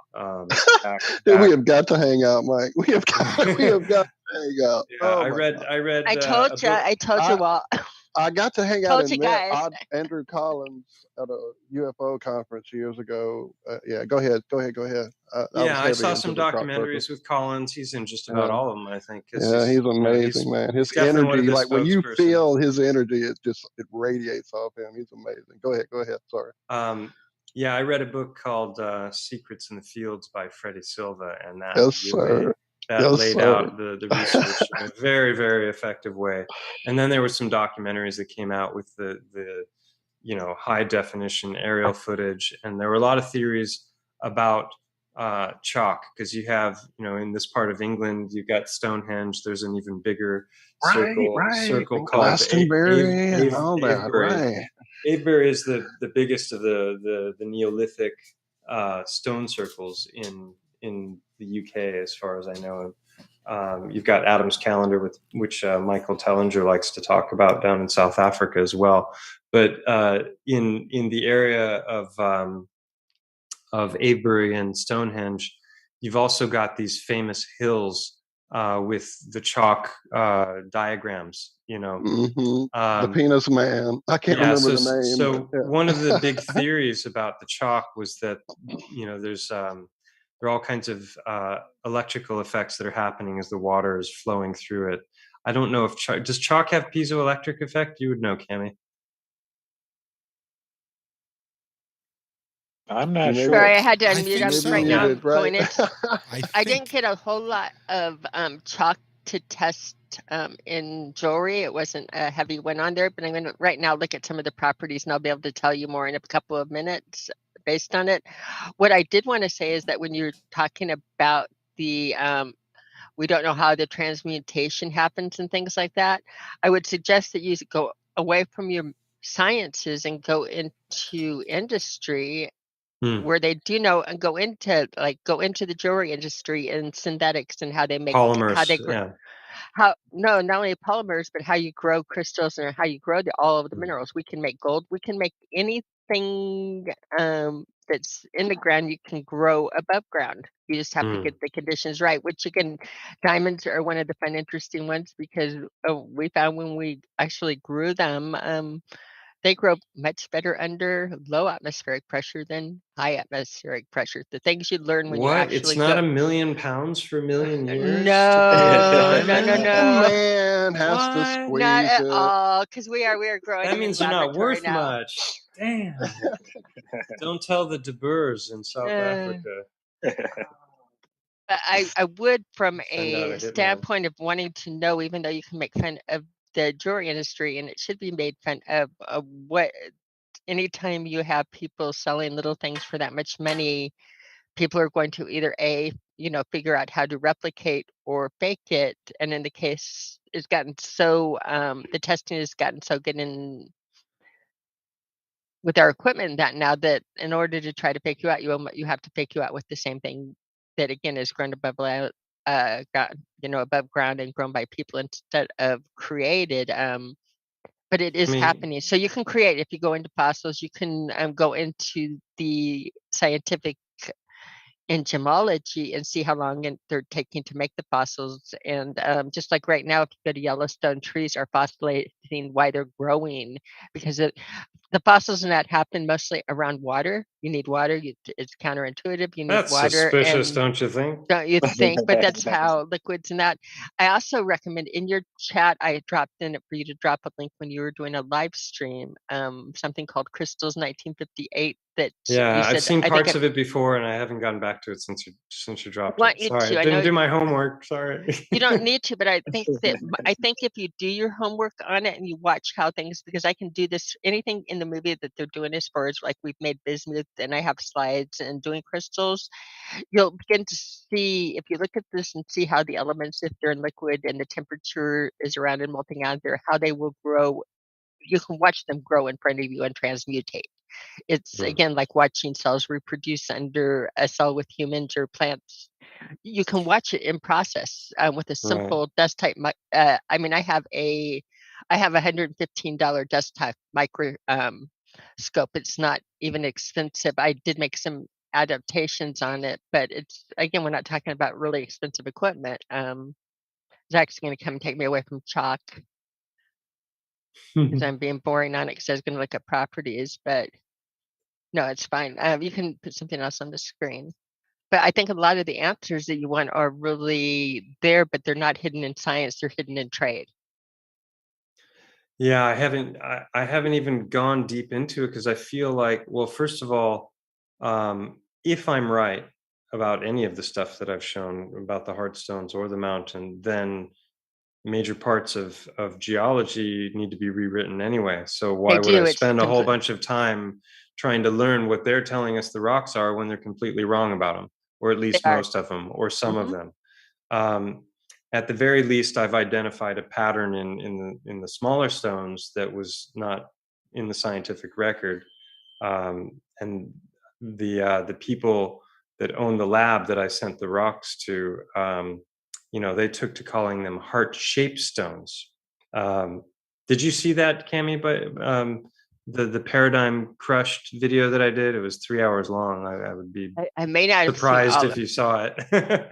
um, I put yeah, on your the videos a lot when I'm doing chores and stuff in the background, and like as I'm putting away laundry and walking in and out, I am guilty of that. So I catch on a lot of it with the heart-shaped rocks. I've caught with that, and I'm thinking the hearts hmm. from different animals. I know that in Colorado we found a lot of fossils that also had a lot of the qualities. The rocks around here are a little bit more ragged, and I wanted to talk to you too about what they do tell us in geology is that your rounded rocks are always just rounded because of their alluvial sources, water going over it. And I don't agree with this now over the long term. Me I think that your neither. bones and the things, yeah, It again, there makes are a no lot of. sense Mhm, whatsoever when you look at the rocks. Like if you look at the mountain, Mont Go, mhm. the as you come down from the head, there are all these terraces, and that's true of every mountain in this region. And I've only explored the Costa Blanca, which is this region of Spain, because COVID and everything, and I've been working and family, and so I don't know what it looks like in the rest of Spain or the rest of the world, but I can speak with some authority about what it looks like around here, because I have hiked the crap out of all of these mountains for the last 10 years, and they're made of this limestone that's filled with these Swiss cheese like holes, has iron ore and a bunch of crystal, which I equate to bone, the blood, which is petrified and has become both red earth and accumulated into clumps where there was lots of hemoglobin, and that's your iron ore. And then all of the different fatty materials in the bodies, whether it's fascia, ligament, tendon, nerve, disc, and the blood plasma itself, all of those petrify into different kinds of quartz, from what I can tell by just looking at what's there. Um, And if you watch the movie that I sent you on the crystals and watching them how they grow out of the elements, you'll see how this could happen and make sense, even in but how would replacement. And that growth be involved in a petrification process? That doesn't because make of the, sense like to me. your little crystals growing on the inside. In other words, as think of it as it's decaying, it's turning into elements, probably getting washed over with water, and now the elements, little crystals are growing and replacing that in. And where the elements are is where the Someone body is. So if you go outside of the body, you don't have the elements present that you would need to is this what grow is that known stone. as is this what is known It'd as be like nucleo transmutation. I is mean, it's this really. is this what's known as nucleophilic substitution? I don't know. Somebody typed that in the chat last night when I was doing a live stream. I think Roger's been talking about that, but I haven't watched him No, for the I'm last talking. couple of years. I Um, don't know what that is. I know that what I'm talking about is like in because reality. yeah, I mean, as far as biological transmutation is just a fact. Like my favorite example of that is the eggshell, that the creature, the chicken, in the course of the day is eating, and then every day they produce an egg, and the shell of the egg has more calcium than is in the diet of the chicken. So Mhm. that's just proof that the chicken is actually manufacturing calcium, which goes against Right. what we Wow. know I about the never even periodic. thought of such a thing. Wow. Yeah, Yeah. they've done Yeah. tests also with Oh, plants where they put it in. They took a big plant and put it in a pot, and they measured everything from the starting of all of the materials in the earth, and then and they weighed it all, and the only thing the plant got was light and sunlight. I'm sorry, light and water. And over the course of time, it takes on mass. Um, so clearly it's growing, and things are being, yeah, look at that, that's amazing, like little Metatron cubes. There are all Right. kinds of stories. All you have to do is Epic. type into your search engine Cammy human sent me the link body. to this. Yeah, human body petrifies in graveyard. And you'll find all of these graves that have been, exhumed to be moved to Whoa. another area. Human And body. yeah, there's all kinds of them. Just in Don McLean even wrote a song about this. So this is interesting because the first thing that comes up is a bunch of the pictures from the casts that they poured at Pompeii. But I'll look into that more. A lot of people come at me, like I said before, as he's a Mud Fossil University copycat and he's trying to steal Roger's work and he's been talking about this for decades. Not And at all. there are two things. The two main parts of my discoveries are not at all related to. I mean, he was definitely an inspiration for the original ideas and how the dots were connected, but he didn't talk at all about petrified organs whatsoever. He was always talking body parts. Here's a fingertip. Here's a head. Here's a no toe. He's got all these things that he's talking about in every video. But I never once saw a video, and there was a period of time where I watched a lot of his stuff, where he was talking about these petrified organs that I was finding. Yeah, none of those last few. I don't. Maybe that one, but those other ones. Those are probably pareidolia, but reasons for you to start because you've got that clear layering, Mhm. and people have said the same thing about Montgo, that there was one guy who was a geologist who called me an idiot and said for basically two reasons. One was that it was exhibiting this sedimentary layering, but it's not. When you get closer to it, it's not like one layer and another layer stacked on top. If anything, if there was a great flood, as the flood waters receded, they could totally create lines on the sides of surfaces as they're Right. going down, Yep. right? Because it's not going to be clear water. It's going to be water filled with a bunch of muck, and then it's going to slowly go lower and lower and lower. So that's one possible explanation. All he needs to do is go to Mount St. Helens when it went off, and the geologists were like, holy cow, we just saw over 300,000 years right here change in with one the micro day. layering. Right. I have that clip in my Petrified Titans and Organs video, one or two. I don't remember which one. Yeah, that was a huge thing. So right off the bat, that what they're telling us about layers of strata is potentially completely false, because here we have an example of 3 or 4 hours of flow and slurries, and it created this micro layering that they would normally see over long periods of time, and it happened in the course of a day. So and then also there's circular reasoning when it comes to layers of strata, where they're talking about the fossils that are in particular layers, and because they're in this layer, they're a particular age. And then later on, when they're talking about that layer of strata, they're talking about the reason that layer of strata is that old is because of the fossils that were in it. So they're just kind of looping back around on themselves. It's kind of like with gravity, like which version of gravity are they going to use for this argument?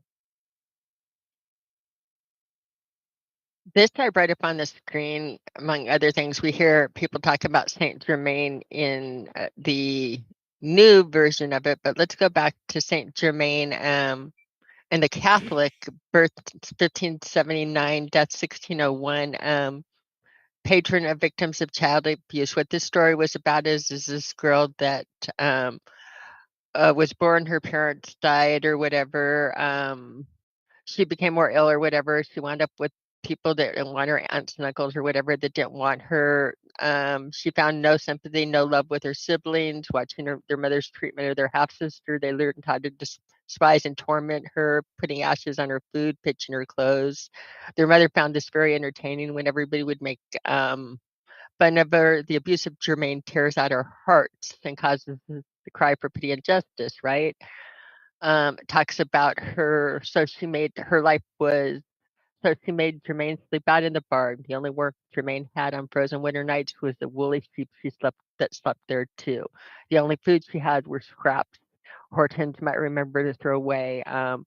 This is a saint. This is somebody that died, but when they dug up her, and she wasn't very pretty. She was handicapped. She was hated. Her scraps of food were given to beggars, no matter how little she had. But and she was very quiet and sweet through it all, right? And she dies. But when she dies, they exhumed her body for some reason. When her body was exhumed 40 years later, it was found to be undecayed, known as incorruptible, like the incorruptible bodies of saints. I don't know if people know this, but in the Catholic Church, one of the things on sainthood is called beatification, or turning to stone, or becoming more beautiful. Your body is more beautiful in death than it is in life. And so they're saying, like, for instance, she did not, and she's now Saint Germain now. You're all familiar with the works of Girolamo Segato? No. No. I originally heard of him from J Dreamers, I think, in that Petrified Titans and Organs video. He was a guy in, I think it's about 100 years ago or maybe more. And if you search for it, Girolamo Segato, Segato, Segato. He had the secret to petrifying flesh of all kinds, and is that the one that did the little girl? What's the last name on it? He's done everything. Everything there was to do, he did. Girolamo Segato. Girolamo with an L. Lama. Huh? Yep. And then Segato. That's Savonarola. Segato. Gato? Segato. Yes. That one. There it is. Yeah. So do an image search for that. So his secret died with him, but if you scroll down, did he have that little girl? Is he the I one don't that know had about a little girl, but I found there was a little girl in one websites with tons of. He did all kinds of individual body parts. He did kidneys and lungs and livers, and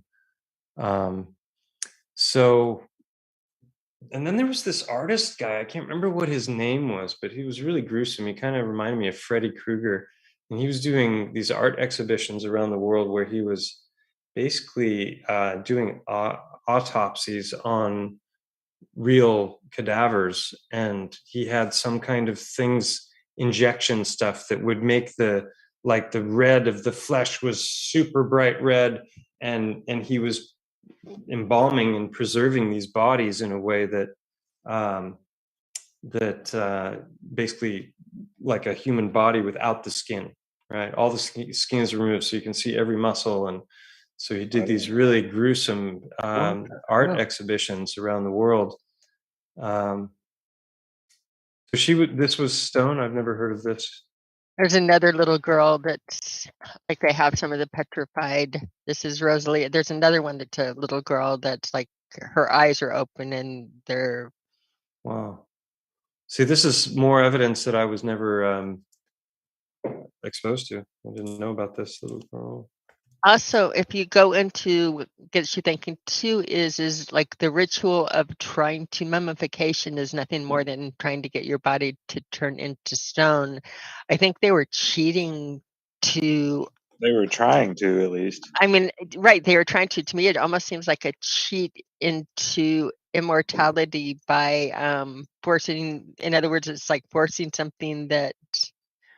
It was the metaverse of the day. They're like, no, you're gonna be like a god in the next realm, and they convinced that people were lining up. I can't wait to get turned to stone, Yeah, this is beautification, or this is like, again, people that die and get more beautiful, and they call it sainthood or whatever. But you take that back to the mummies and looking for that. It almost looks like mummification is trying to like cheat to bring the It sounds like they just didn't know how to do it all the way.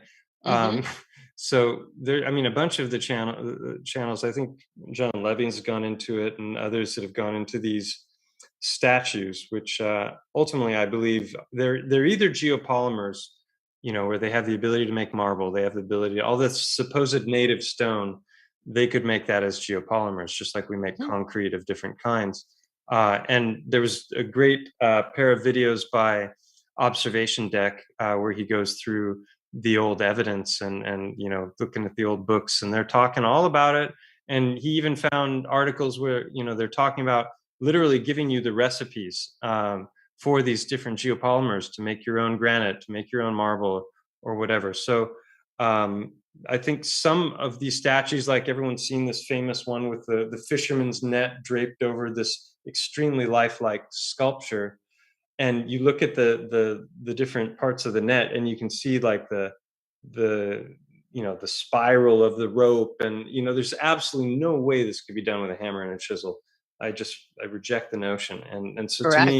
to me, either they had some kind of a technology that was like a zap them and they turned to stone kind of thing, or it was geopolymer. They probably carved it out of maybe I don't know, gypsum or wax or something like that, and then they made a mold, and then they poured it in, and then just kind of sand off the edges around where the mold is or something like that. That might be, but I'm pretty sure there's petrification technology based on on my research. Oh yeah. I mean, it may be as simple as the glittering sword of God, if there's any truth to the biblical narrative. But I tough to know. I know. It's what, 2:00 in the morning now. Yeah, Mike. You're doing so good. I'll keep going. Come on, let's go. Wait, I'm just gonna go to the bathroom. I'm gonna go to the bathroom real quick. All right? His win. Yeah, we could throw a song on. Let's throw a grab song some on and make some coffee. Yeah. Josh? I'm going to stop sharing. I don't know if Josh is there because I can't see him. Oh, yeah. I see him. There he you is. best believe I'm Hi. here. Fuck yeah, I'm here. Hi. Well, sometimes you slip away to get coffee when And we're I not have. watching. Yeah, no, I did slip away a couple times. I haven't yet. I've been mobile, though. I could have gotten some more if I needed it. I've been wrapped up in this amazing, brain-breaking night. So how did I do on my first guest? On my first official one? How did I do? You did all right, lady. You did all right. Zach, give Kimmy an extra big hug for me later. And a little extra coffee in her cup. I'm going to go get some coffee. I am too. When we get the song going, I am too. Drew Plotness in chat is looking for some followers over on Odyssey. So if you are listening Hell on Odyssey, or if you have an account on Odyssey, cruise on over there. Give old Drew a sub. Nice. What's up, Drew? I have an account over there. I'll come follow you in a few, brother. We need to shout out Liz again too, because she was so happy to be shouted out this morning that we're going to chat tonight. Crazy. I've never been on Odyssey. I've heard some of my videos have done really well, people sharing them over there, but I've never even gone and looked. I'm lazy, I guess. You can only send energy to so many directions, man. You really can only do so much with your energy. Our boy Ian says and you do a lot with it. Sorry, Walter. Go ahead. I was going to say, Ian says he doesn't spend any time over on Odyssey. Not even sure if he still has an account there. I was watching the compilation video from the Uvalde shooting and all the parents and law enforcement and stuff and everybody coming. And it was over on BitChute. Over at DITRH. I'm like, shit, do I still have a BitChute account? I was wondering that very thing when I was watching Dave's amazing video he shared with us. Thank you for reminding me. I wanted to mention it as well. Yeah, I wondered if I had one as well. I'll have to go back and check. Oh, that was a pretty good video though. That's crazy. Did you catch the one off to the side, the McConaughey, real quick one? No. Dude, oh, it's epic. It is so epic. It's like you shit bag. I want to just wasn't he shilling for something? What was it he was pushing? He's not. It's the latest planned event, and he's up there talking about some child, and her name is apparently the name for truth in another language. And as he says her name, he fucking smirks on news cameras in the podium area. I mean, it's amazing. It's so fucking blatant. It's like, are you kidding me? Are you fucking kidding me?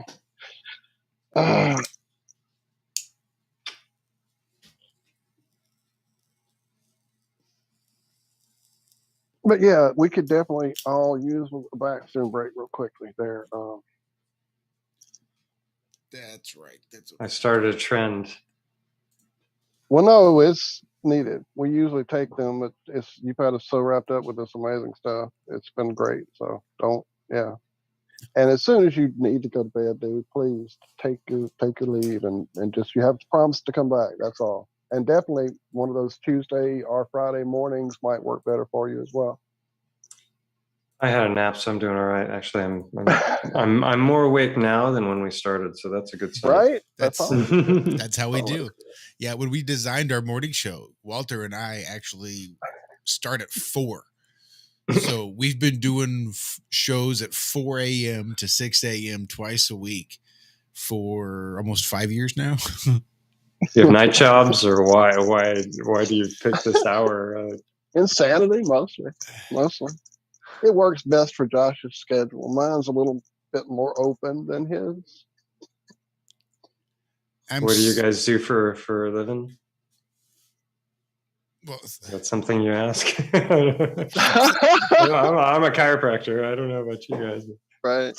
So I work for a military contractor, and we build fire control units for the military. Fire control, as in like sprinkler systems? As in sighting units, essentially. Specifically, what I've been working on most recently are mounts for tanks, so that when the EMP goes out and they have to still control the sighting and the shooting of the guns on the tank, they can still manage to move and adjust and look out through the scopes and adjust their shots accordingly. So I'm on their. Doesn't sound very important to me. No, it's not at all. And it's really a very interesting company because not only do we do that, but we do microscope work, and we do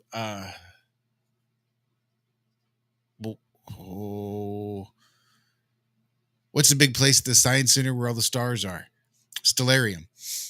We build a lot of the big major software and hardware for all the stellariums, the big major stellariums across the plane. So, yeah.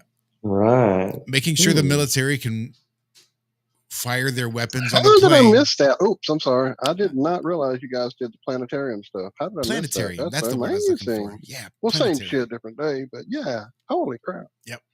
Give me some tickets. No, I'm kidding, but that's crazy. I had no idea y'all had that. Well, y'all get in touch with the Lafayette one. The planetarium here is sad, man. Their stars are so dim. They keep telling me every time I go to one and ask them, hey, you guys ever like thought about investing in some new bulbs? We're going to do that. We're going to upgrade one day. They just haven't. I'll put the word out there. So what do you guys what do you guys think about like the star forts are actually mirroring the stars up above? And I've never seen any correlation. So I really can't. I haven't seen any evidence for it. I just heard. I would have to see the evidence, right? I've heard it as an offhand comment about like what you just said, and that's it. Yeah. That's all I've heard. So has I've someone done actually the layout? Thinking about that, when someone needs to plot out all the star forts on the AE projection and see what it looks like if we can match them to any stars. Well, that's a very interesting idea. I mean, I know the guy who's got the best Starfort KMZ in the world. So if there was a way to take all of his locations and then you make it into a pizza or something, and what pattern pattern does that make? Is that what you're talking about? Yeah, and how does it fit into like probably places like, you know? Yeah, like didn't the ley lines made a whole lot more sense, and the storm or the high winds, the jet streams, all that makes more sense on the AE projection, right? So yeah, it looks so ridiculous on the globe. I would ask my mom, why do the winds go down and up and down and up and down? And then you put it on the AE projection and it's just a perfect circle. Yeah, a ring going this way, a ring going that way. Yeah. So then they just pick their altitudes and they can go where they want with things. Yeah, it's so much simpler than they make it out to be. That's part of the illusion, Yeah, I it's remember. really simple to do it this way, but we're going to make up this fantastic story and say we're doing it this way. So none of you would even try to do anything like this. It's so out of the realms of possibility for even us to do, but we claim we're doing it. You know, I'm still waiting for the first FE satellite. Someone take a balloon and, you know, Well, I was get it just up thinking to of satellites when you said that. I was thinking of, you know, that they're made of this conductive, silky-like material, and it was Globebusters that introduced me to this whole idea of electrostatic tethering. I remembered that supposed experiment that NASA did where they, you know, let this thing out into space and then it started to glow bright, and I was so excited by that whole concept. But I didn't understand, you know, the physics of it, and to learn about, you know, spiders ballooning, and they don't just float and, you know, go with the wind. They can actually like regulate their Oh, yeah. altitude, and they They can use up to 12 decide where they want to strands. go. Yeah, it's not just one strand out. They make like a balloon with their web almost. They'll put up to 12 strands out and then release some of them to come down and this. And yeah, they control it all by the amount of strands, how long they are. They're really getting into the in depth of studying this. Yeah, it's really neat. It's Yeah, and then amazing. that all ties into Antiquitech as well. You know, it's like harvesting energy from the ether. Well, yeah, with it's right there. the building structures. Absolutely. Yeah, Tesla supposedly could comprehend how to do it. We're on a Hertzian system. Everything cycles per second. Well, Tesla's tech did not work like that. He was using volts per second. And he figured out a way to send electricity wirelessly, like we're talking right now, but sending massive amounts of electricity to certain areas, you know, wirelessly through the air, to where all you had to do was have a little receiver on your device. You hit the switch, your device just turns on. There's no wire connected to it, to a wire connected in your wall that's connected to another wire that's, you know, all this wasted metal and alloys that we have and these wires all over. We don't need any of this stuff. According to Tesla. I don't comprehend it. It's a huge ocean just looking at it, trying to comprehend this stuff. I'm pretty good with the stuff outside the wires, but getting in the wires, that's a different ball game. But if we didn't really need it, think about what mining things that would be called veins and things, you know, getting in the earth, what kind of destruction it could go if we're doing it really for no reason and we don't need any of this shit. I'm sorry, it's just a random thought out there. What, you know, because again, it takes back to my number one, why are they hiding, like random thought that, well, if there truly was evil, what would they get us to do? They would get us to like completely rape and pillage the land and the earth that we live on, that gives us everything. Yeah, and once you get it out of and the then, ground, you have to have some reason for doing it. You know, you have to Right. give us a reason to do it. So we'll just waste it and lay it all. Well, they know where it is. They know where all the wires are. They can go pull it up anytime they want. It's right at the surface, you know. But wires to giving what? us a- Sorry, I lost the Well, yeah, train. she's saying, you know, if we don't need to use this, why would they do it? You know, it's because they want us to destroy this place. that's my thought is like, it's not bad enough to get us all greedy and lie about us on everything, but if they can get us to destroy everything given to us in Physically, the yeah, name of go in greed, and yeah, in the name of destroy hatred, in the name, Yeah, That's what and then they finish do. off by killing or eating each other. Well, yeah, they're already saying we have to get rid of people because of CO2. Why hasn't that dawned on any of these people to let's plant some more plants? You know, I mean, seriously, I mean, If they plants wanted to use fix CO2. environmental problems, if there even are, you know, then they would be able to do it so quickly if that was what the effort. I mean, I saw a few years back there was a big military plane that, you know, the kind that could probably fly tanks around, that they had these biodegradable darts that had seeds in them, and they would fall and then they would hit and penetrate the ground, and then they would biodegrade and a tree would grow, you know. And so deforestation, all that, this one plane could drop like 1 million seeds in one day. You know, 1 million trees planted in one day by one plane. Well, if you had 1,000 of those planes, you could just go and plant the whole earth that we know. it'd be a garden pretty quick, and you know, In a week, you could have all your seeds planted. I mean, I've seen stuff where people, you know, I don't know where they get their water source, but creating oases out in the desert, and then they start more and more plants growing, and then it's just after like 20 or 30 years, there's the whole ecosystem there because of what they did. That's all we need to do. Do you guys still want to take 5? Or are we like past that? I'm just asking. I don't need to now. I made my coffee. I'm good. All right, then. I just make. I took my 5 minutes. It's really and thought on that you guys Mike. played Mike it. was the guy who needed a break for a minute, so it's up to you, gentlemen, sir. I thought we were already going again. We were.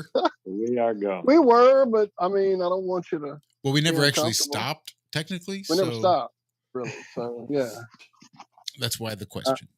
I definitely tried to get it to a break, and we finally got off the topic of it because of the excitement of our conversation. It happens a lot here, so don't feel like it's anything unusual. But certainly, if anyone needs a break, speak now. I'm no stranger to this kind of flow.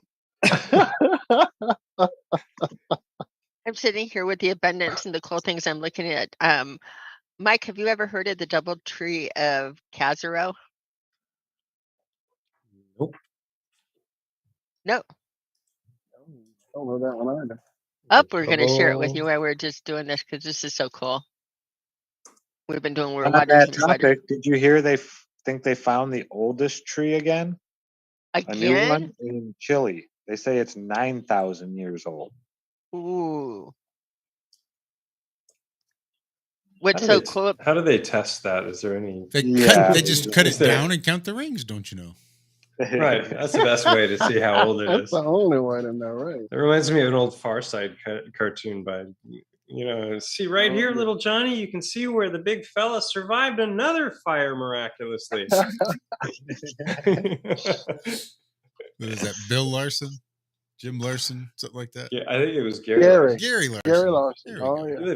He was a Seattle guy. He was amazing. Amazing. So much of my A sense true of humor. scientist.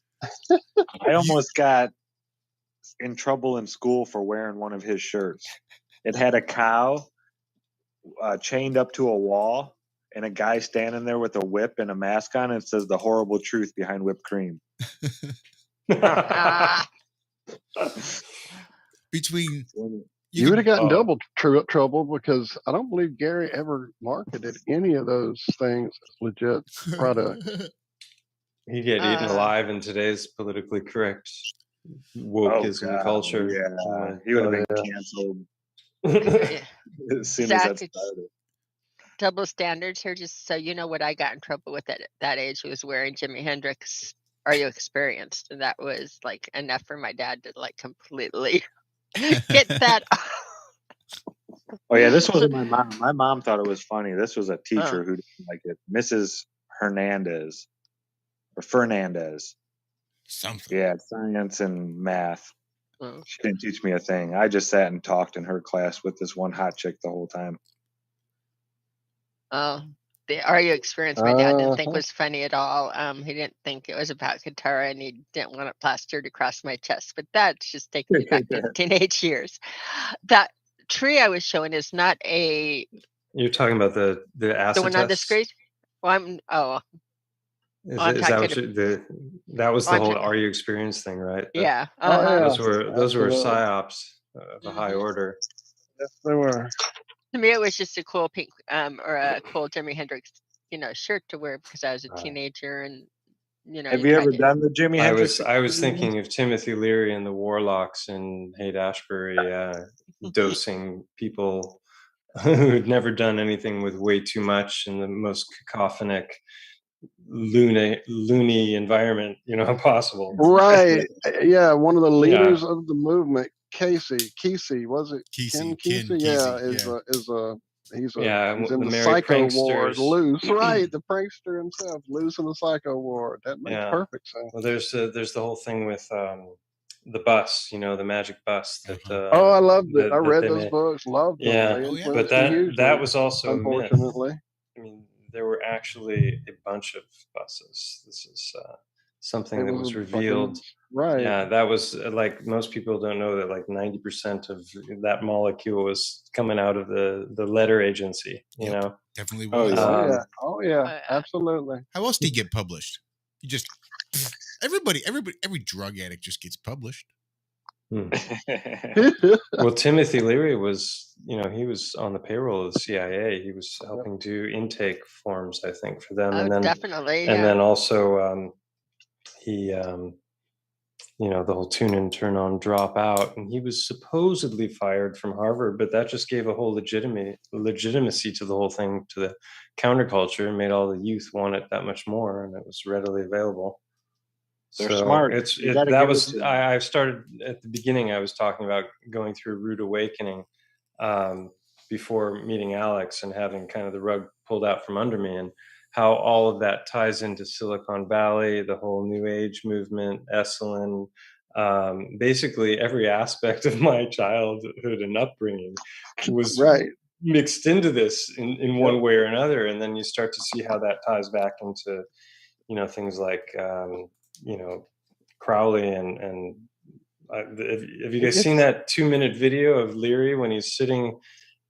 He looks like a Sith Lord, and he's talking about how Crowley was his great mentor, and he was considered himself to be continuing the great works of Crowley. And behind him is a picture of Christ with reptilian eyes, horns, and the 666 between the horns. Wow. That's on the. That's still. You can find that still. Like what? Yeah. That's not. Wait a minute. I just can't stand to listen to the guy talk, so I try not to. Oh yeah, it's horrible to listen to. I got really deep into the whole psychedelic thing because I kind of went through a renaissance about 10 years ago with it, and was reading tons of books and listening to hundreds and hundreds of hours of podcasts, and I knew all the major players and was up on the research, and had studied the molecules and experimented with them myself in different ways. But looking back on it retroactively and finding out that a lot of the key players that were, disseminating knowledge, going all the way back to the introduction of the whole thing to the American people, with Gordon Wasson and Maria Sabina and the mushrooms and all of that. He was propagandist for J.P. Morgan. Amateur mycologist discovers the magic mushroom, brings him back to the U.S. Life magazine, front page, looks like a cartoon. Interesting work. Jan Irvin is somebody I reference a lot when it comes to all that stuff, because it's very. I think it's important. A lot of people are wrapped up in a whole lot of different things that might be darker than they realize. Yes, they might, unfortunately. Big fan of Jan. Jan's got some really good information out there. So did you ever get summoned by any type of I don't like the term secret society, but like a fraternal order? Well, the first thing I thought of when you said summoned was by some kind of authorities, since we were talking about those. And apart from, I thought Cammy was going to play. Exactly where my mind I, went to, Mike. I thought that too. Like, well, they did not once. No, go ahead. Do you need? Are you ready for jury duty? Are you registered with the Selective jury Service? duty? You've been summoned. Yeah. No, but no. The thing is, I thought Cammy might have had it queued up there in the beginning when she was talking about the hacking, because I have a 4-5 minute promo video for the book that I've written that isn't published yet, but I'm in the final stages with. I need a final edit and proofreading and then formatting in different formats for to be able to publish the thing. But so I created a video, and in that video, there's actually footage of me in an interview when I was 18. That it's footage that resurfaced when I contacted the prosecuting attorney to do some fact checking for the book that I've written about 6 years ago. It was the first time we'd communicated in 30 years or more. And he happened to have this old footage, and it was basically a part of my was yeah, you just Yeah, I've it got it speaks somewhere. for itself. Make sure the sound's on. Will do.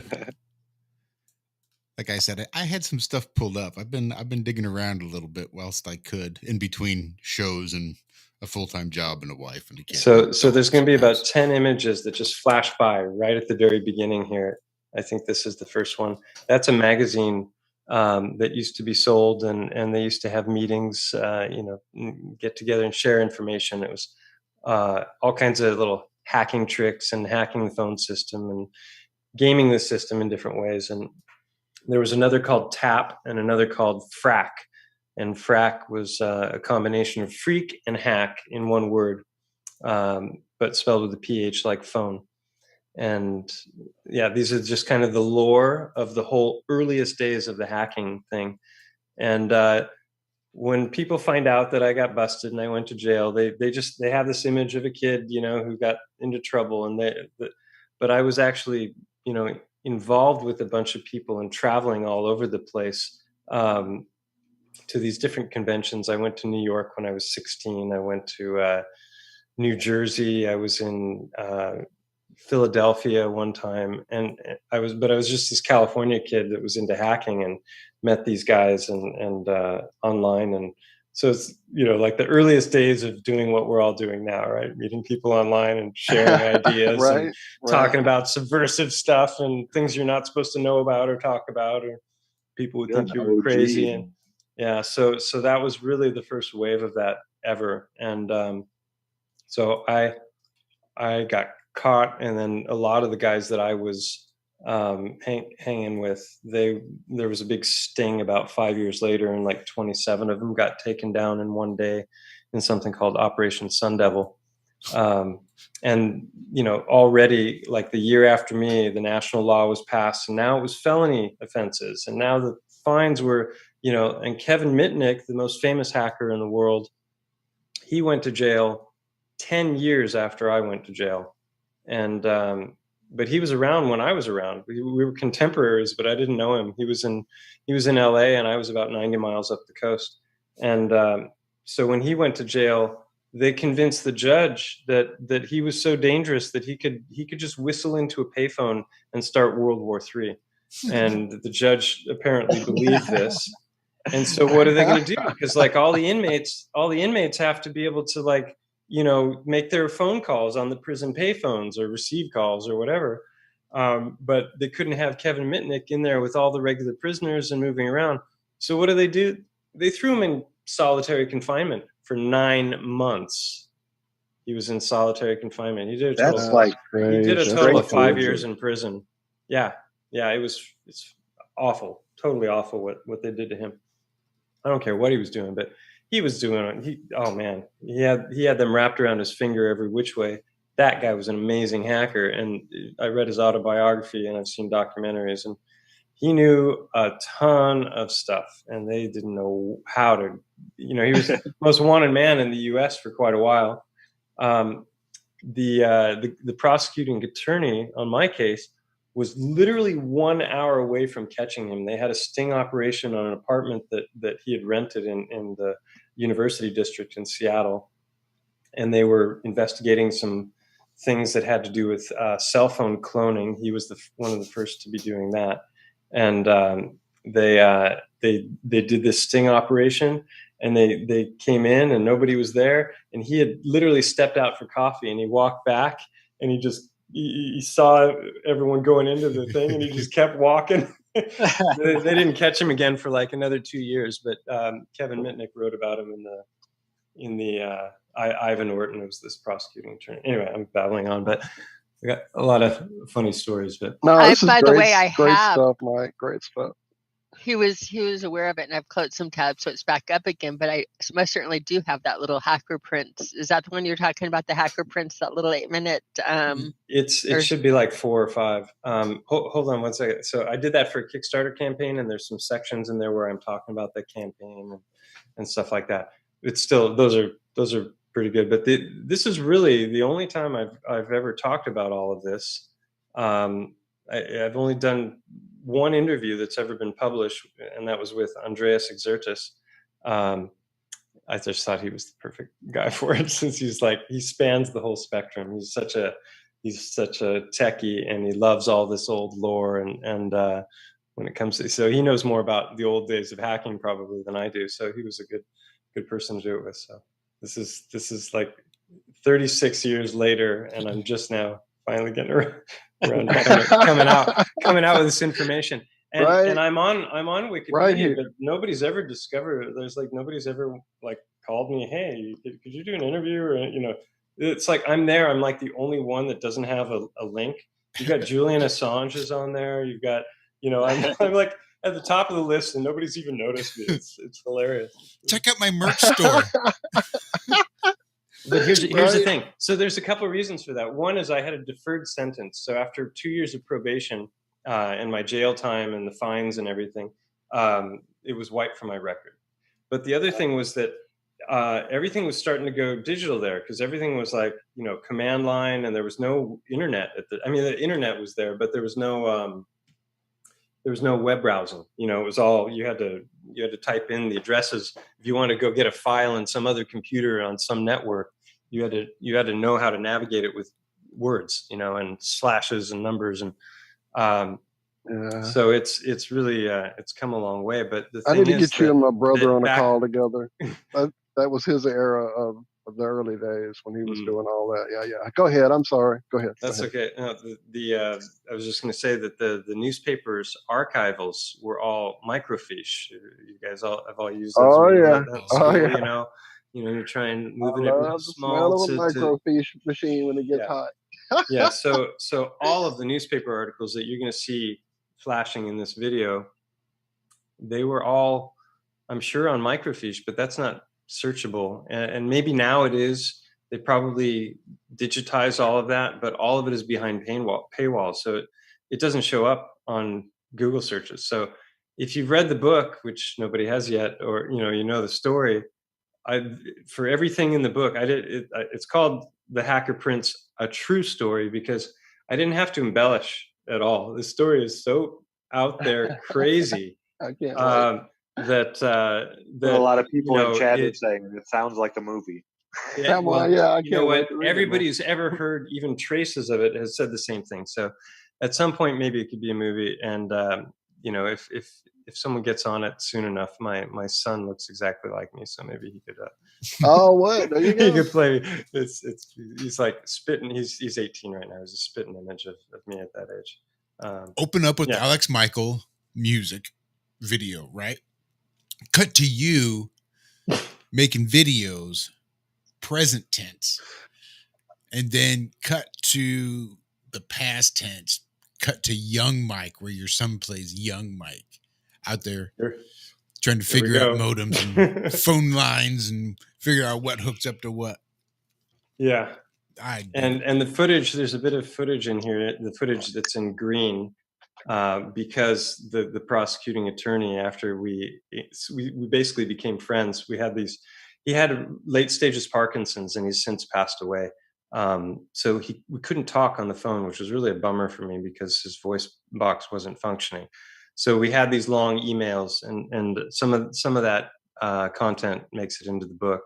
And he was one of the first people to read the first version, which was like 6 years ago. I finished the first version, and then along came FE and my research, and that book got put on hold. And it's and so now I'm like, I realize that there are all these other books that I want to start on and things I want to do that are being held up because I'm like, well, I can't create more stuff that I still haven't published. So anyway, so the truth is stranger than fiction sometimes. So on that, Mike, I don't know if you know, I mean, I know you were at my house in November of 2018.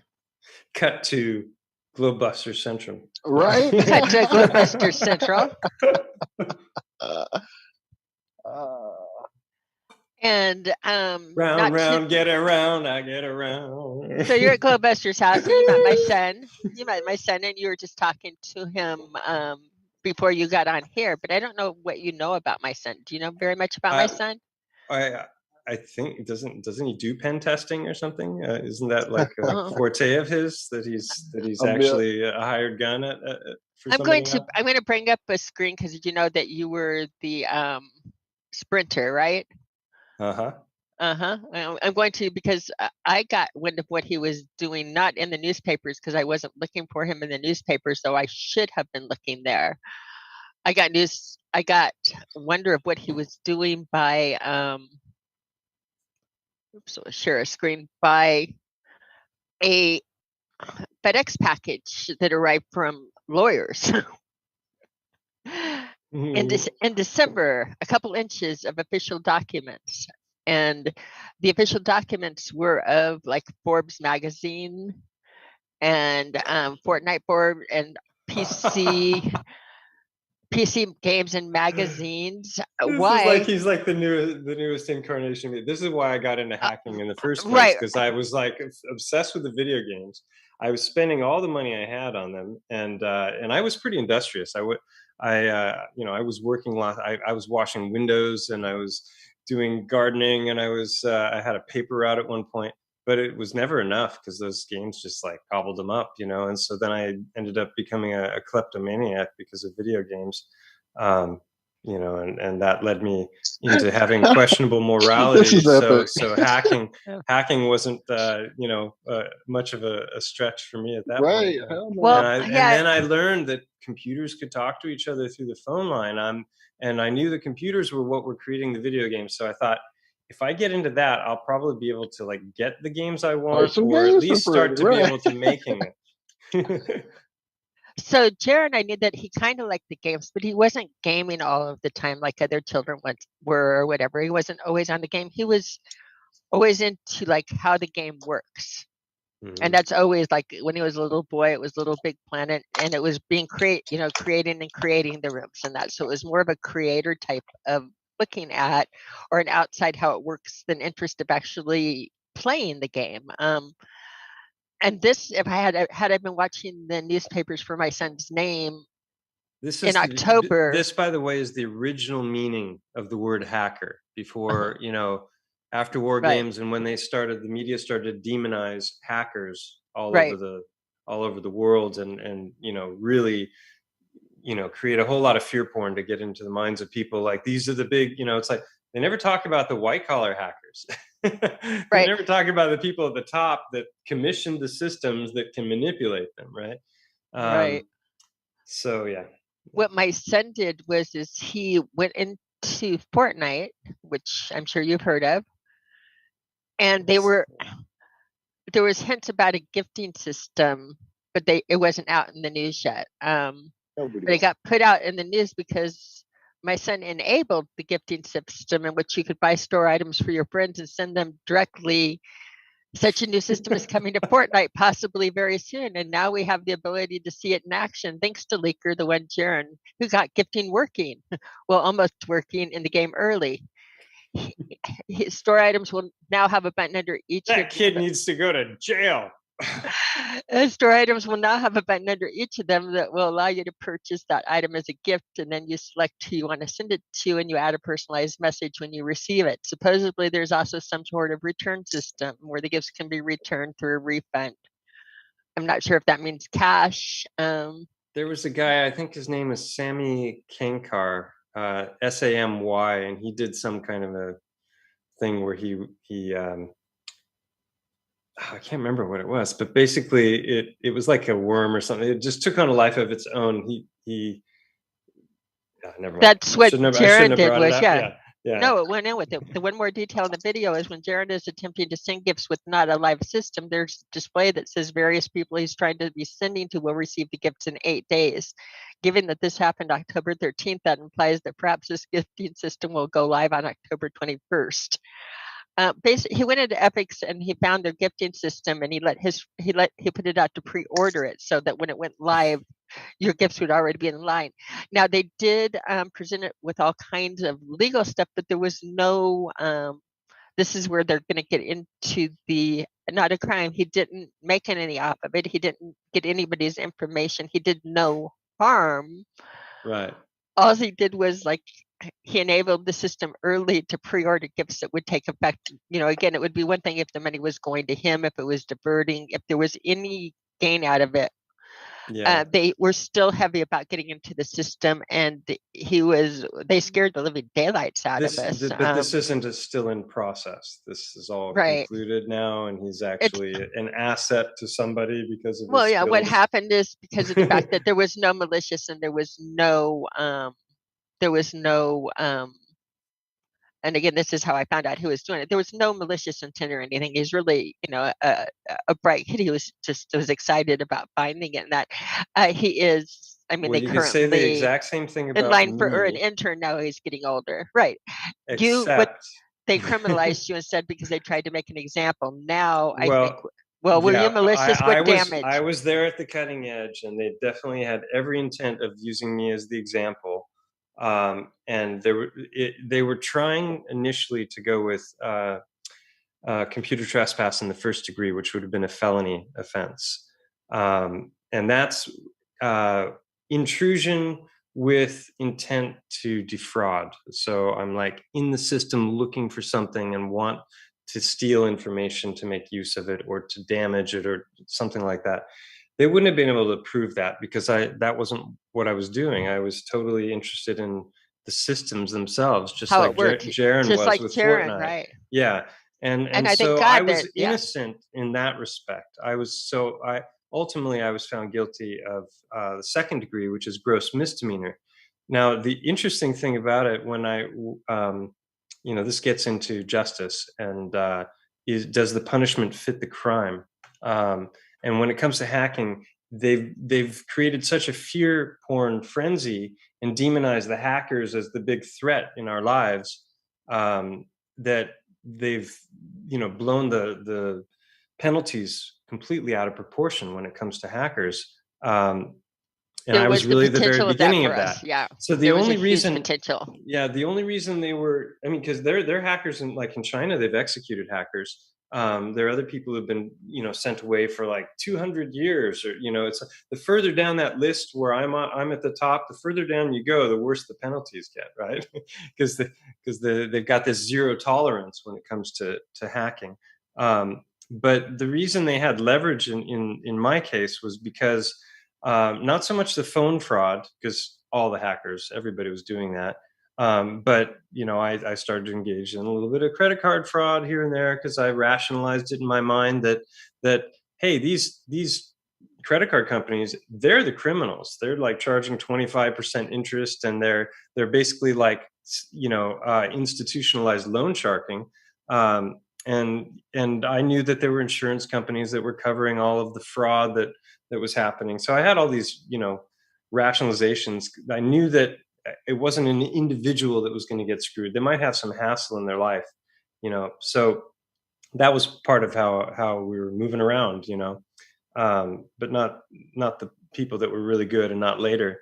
But they had that information on me, so they had that as leverage.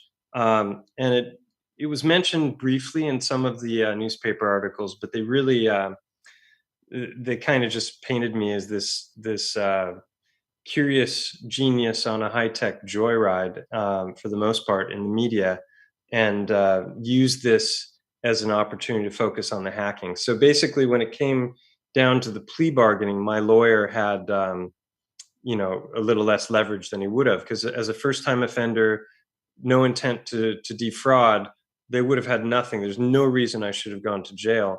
So in a sense, I got off pretty lightly, even though I was the first teen in the world to go to jail for the crime of hacking.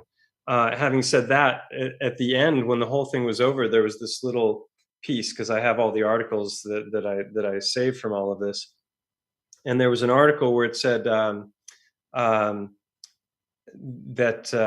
it was basically just summarizing my case in a little blurb. And then it said, young teen hacker given 2 weeks in jail. And then there was another little article off to the right, And that article was even smaller, but when you look at it, it said killer of state man given 5 years probation.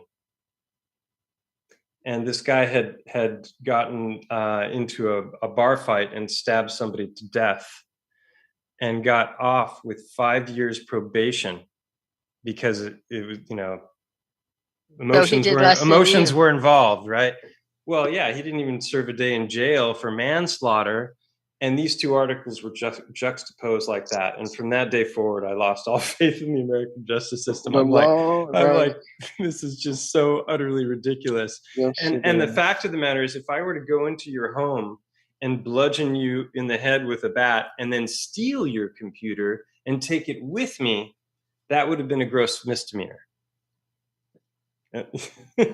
Unless they could, you know, prove that I was trying to kill you. Here's a quick question, just because it's on my mind. But if I go in through your phone line, into your computer without taking it or hurting you or breaking into your home, that's a felony now. So that's what I mean. It's like it's out of proportion. Sorry. It's probably just a vulnerability thing. Because I think it's just sort of, they know in the back of their mind that there's not shit they can ultimately do to keep people out that are determined to get in. Right. And it scares the shit out of them. Yeah, they're trying to deter people, clearly. See, you think stabbing somebody to death, if you stab somebody in the belly, right, and they bleed out and it takes them like 2 days to die, did you stab them to death? Or does it take like the act of stabbing somebody until they are dead to be considered stabbing them to death? You should have been a lawyer. I've heard that way You too really much in should my life. have. He's great at all these Yeah, Mike, you have no idea. Well, now I've talked everybody's ear off. Go ahead, hit the play button on this thing. Oh, turn out. Wait, pause. Go back. You can't hear it. Oh, it was playing. It was just low and rumbly. I'll turn it up. Yeah, but you want to hear the sound. Gotcha.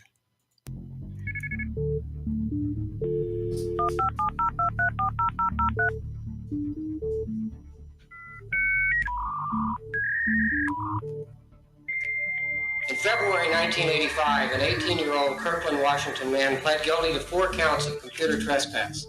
The defendant was accused of gaining illegal access to 4 large Seattle area firms. Would you state your name, please? My name is Michael Wilkerson.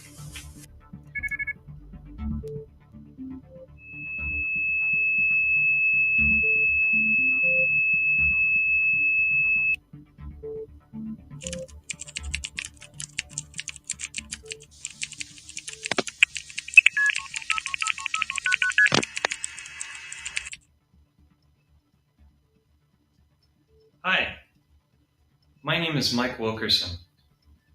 It's hard for me to believe, but it's been 36 years since that video clip that you just saw of me was recorded.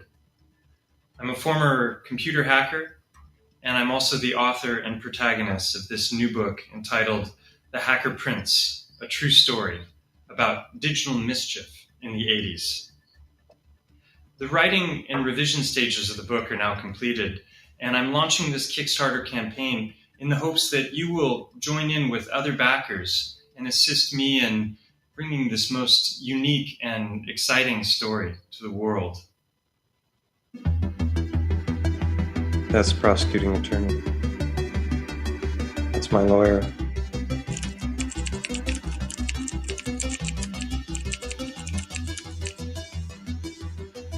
Usually they have the way it's set up is you dial in on one line and it calls you back on another so that you can't. It's supposed to be the ultimate security. But what you do is you break into Cosmos and you find out all of the phone numbers that company owns, and you call it until you find the 2 that are hooked up to data. And then you get the callback modem and you set up call forwarding on that line so it call forwards to your home number. That takes a lot of work, but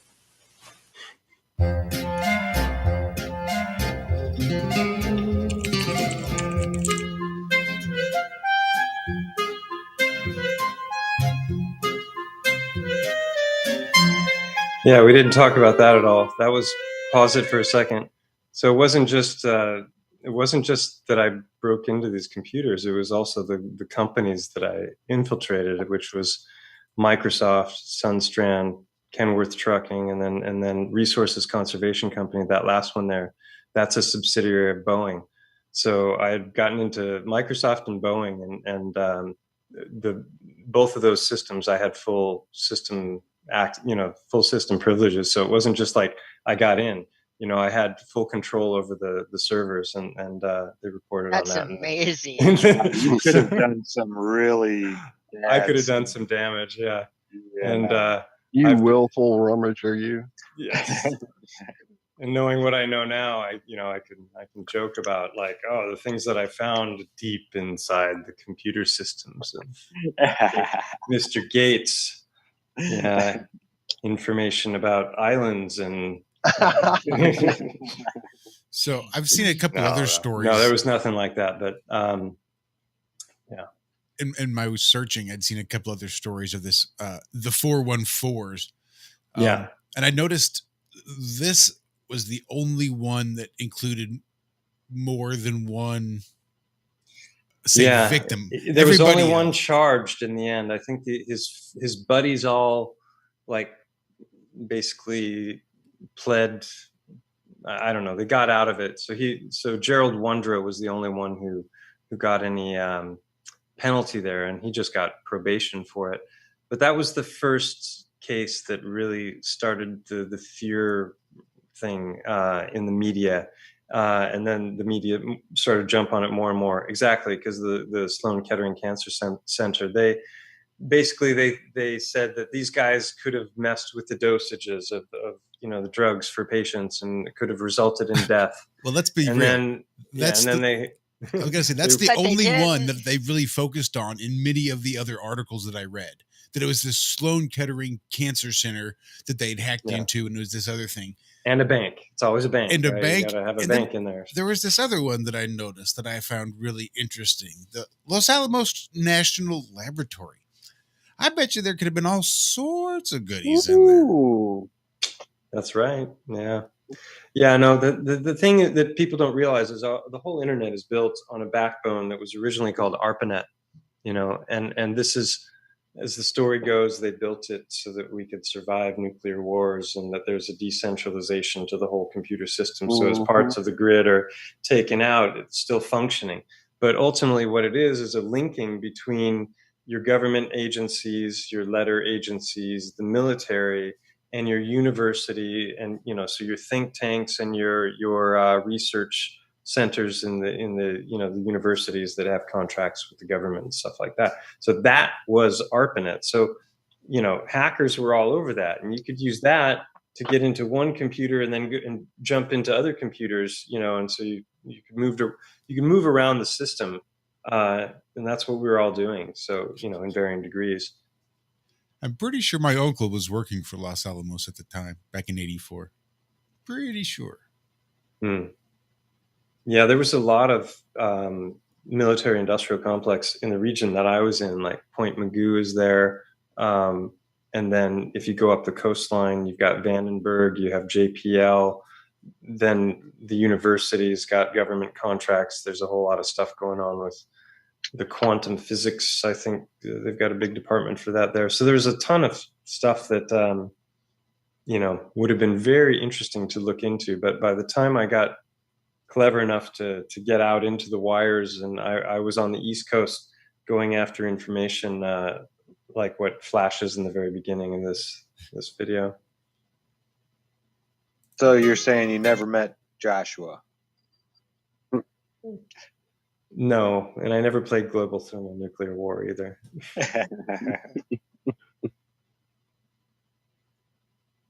Yeah, I think there's just a little bit more to it.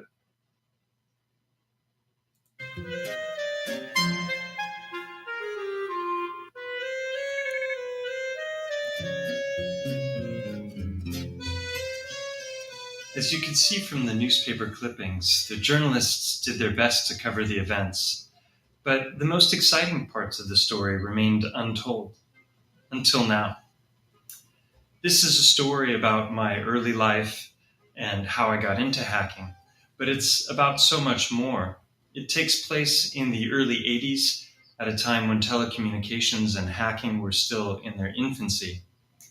I was going on all sorts of ill-advised adventures and meeting with some of the most famous and infamous hackers of the era.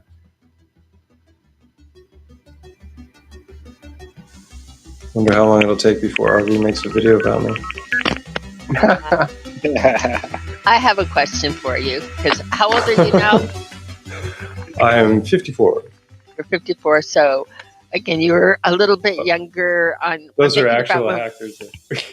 when War Games came out. You watched War Games when it came out and was premiered and everything. Is that correct? That's Turbo there, by the way. No I was way, on wasn't a hacker trip to New York City, stayed in Brooklyn with a hacker called the Broadway Hacker, and No way, ran into Turbo on the street. That is so cool. Where's Ozone? It looks like Rick Ocasek in the background. What a classic picture! How about that? That is awesome. Special K right around the corner. That is like perfect on the time of it too and everything. Just looking at the cars and the dress and the Him doing the dance scene with the broom is still one of my favorite breakdancing movie scenes ever. He was the best in that movie. Yeah, I thought I was going to get to meet Matthew Broderick because the guy that I went to visit said, we're going to go to a Broadway show. I was like, he was the Broadway hacker, so it makes sense, right? So we went to see a show on Broadway, and it was a show called Brighton Beach Memoirs. It was a play, and Matthew Broderick had been starring in it, and so we were gonna go backstage and like talk to him, and hey, we're real hackers, that kind of thing. Because it was pretty cool. I mean, when that movie came out, I felt like, man, somebody's been filming my life. Exactly. What I want to know, because I'm a little bit older than you, but of the same, it was like very timely. But when I watched that movie, and again, I'm the same age as Matthew Broderick, or that I watched it, and I thought Dr. Falcon was old. When they talked about, oh, well, he's dead. Oh, he's old. Do you remember Dr. Falcon in the movie? And do you remember like the discussions with it? And I remember at the time watching that and agreeing that this 40-something-year-old man was old. And now going back and watching it as an adult, it's like, wow, it was like the kids. I did think he was old.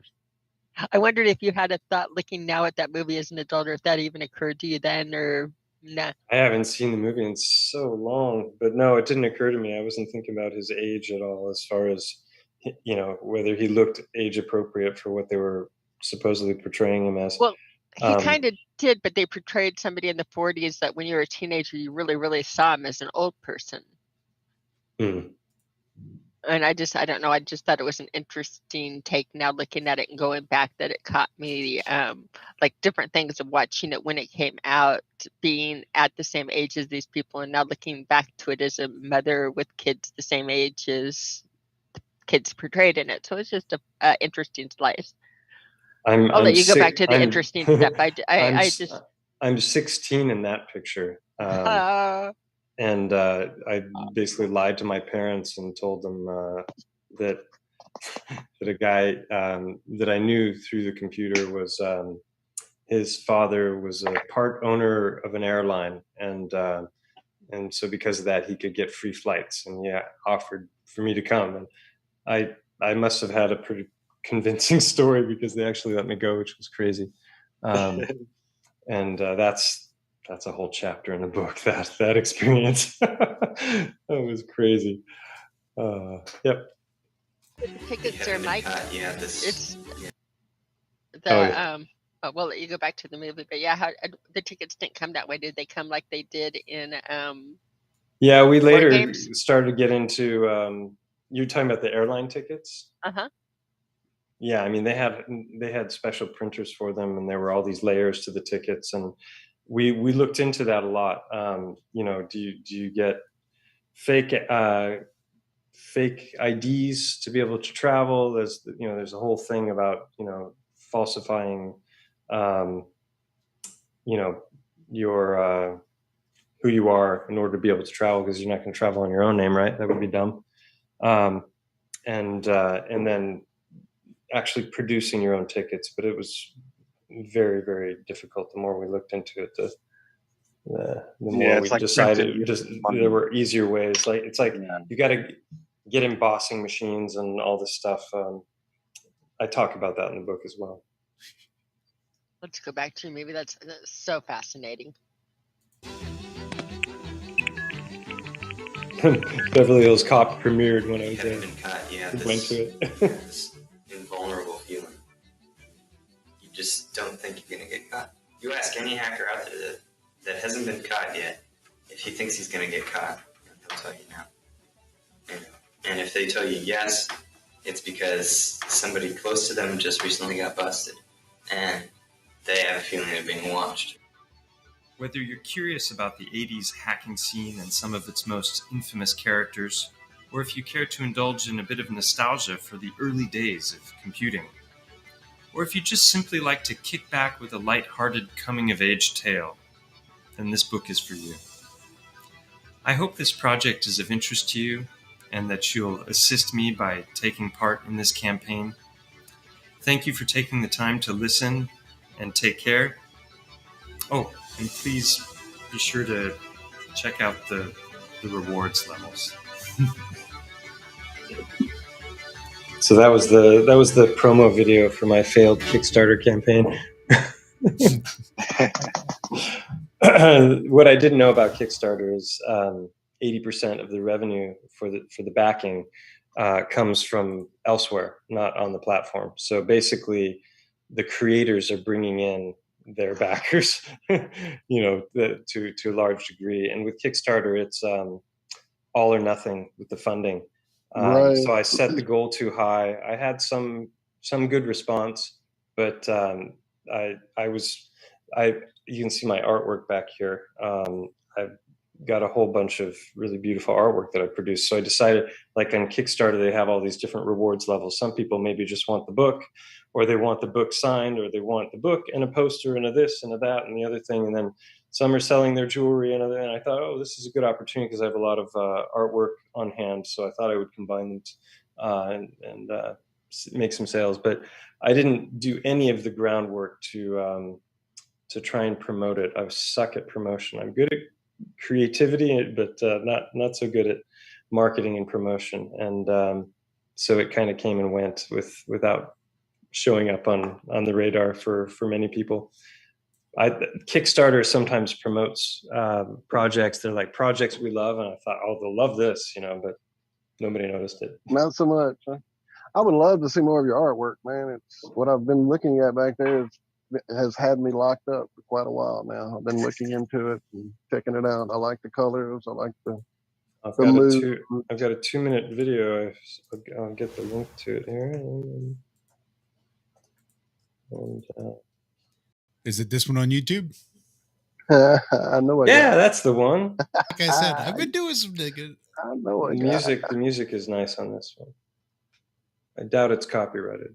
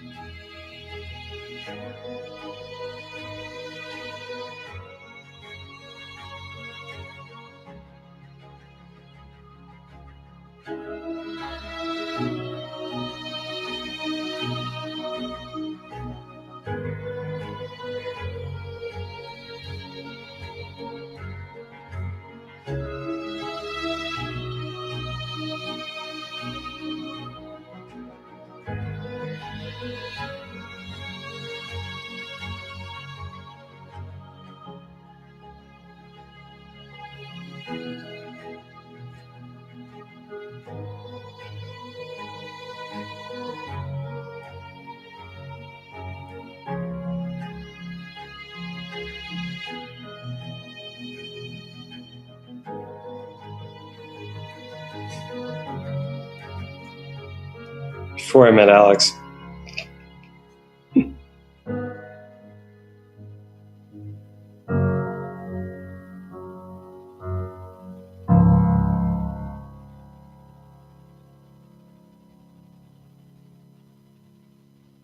I like that. I like it a lot. I like the art's amazing, and then what you wrote there is beautiful. And as far as the suns, I mean, you know, you look into that whole. I mean, you've looked into the whole cosmic egg. Goddamn, you can still burn under those other suns. Anyway, great stuff, man. Beautiful art, and I'm real excited to check out the book. I hope it is headed our way soon. Is there a projected timeline as of now? I am still looking for the right editor. I've gone through two, and the first one wasn't at all what I was looking for, and the second one, she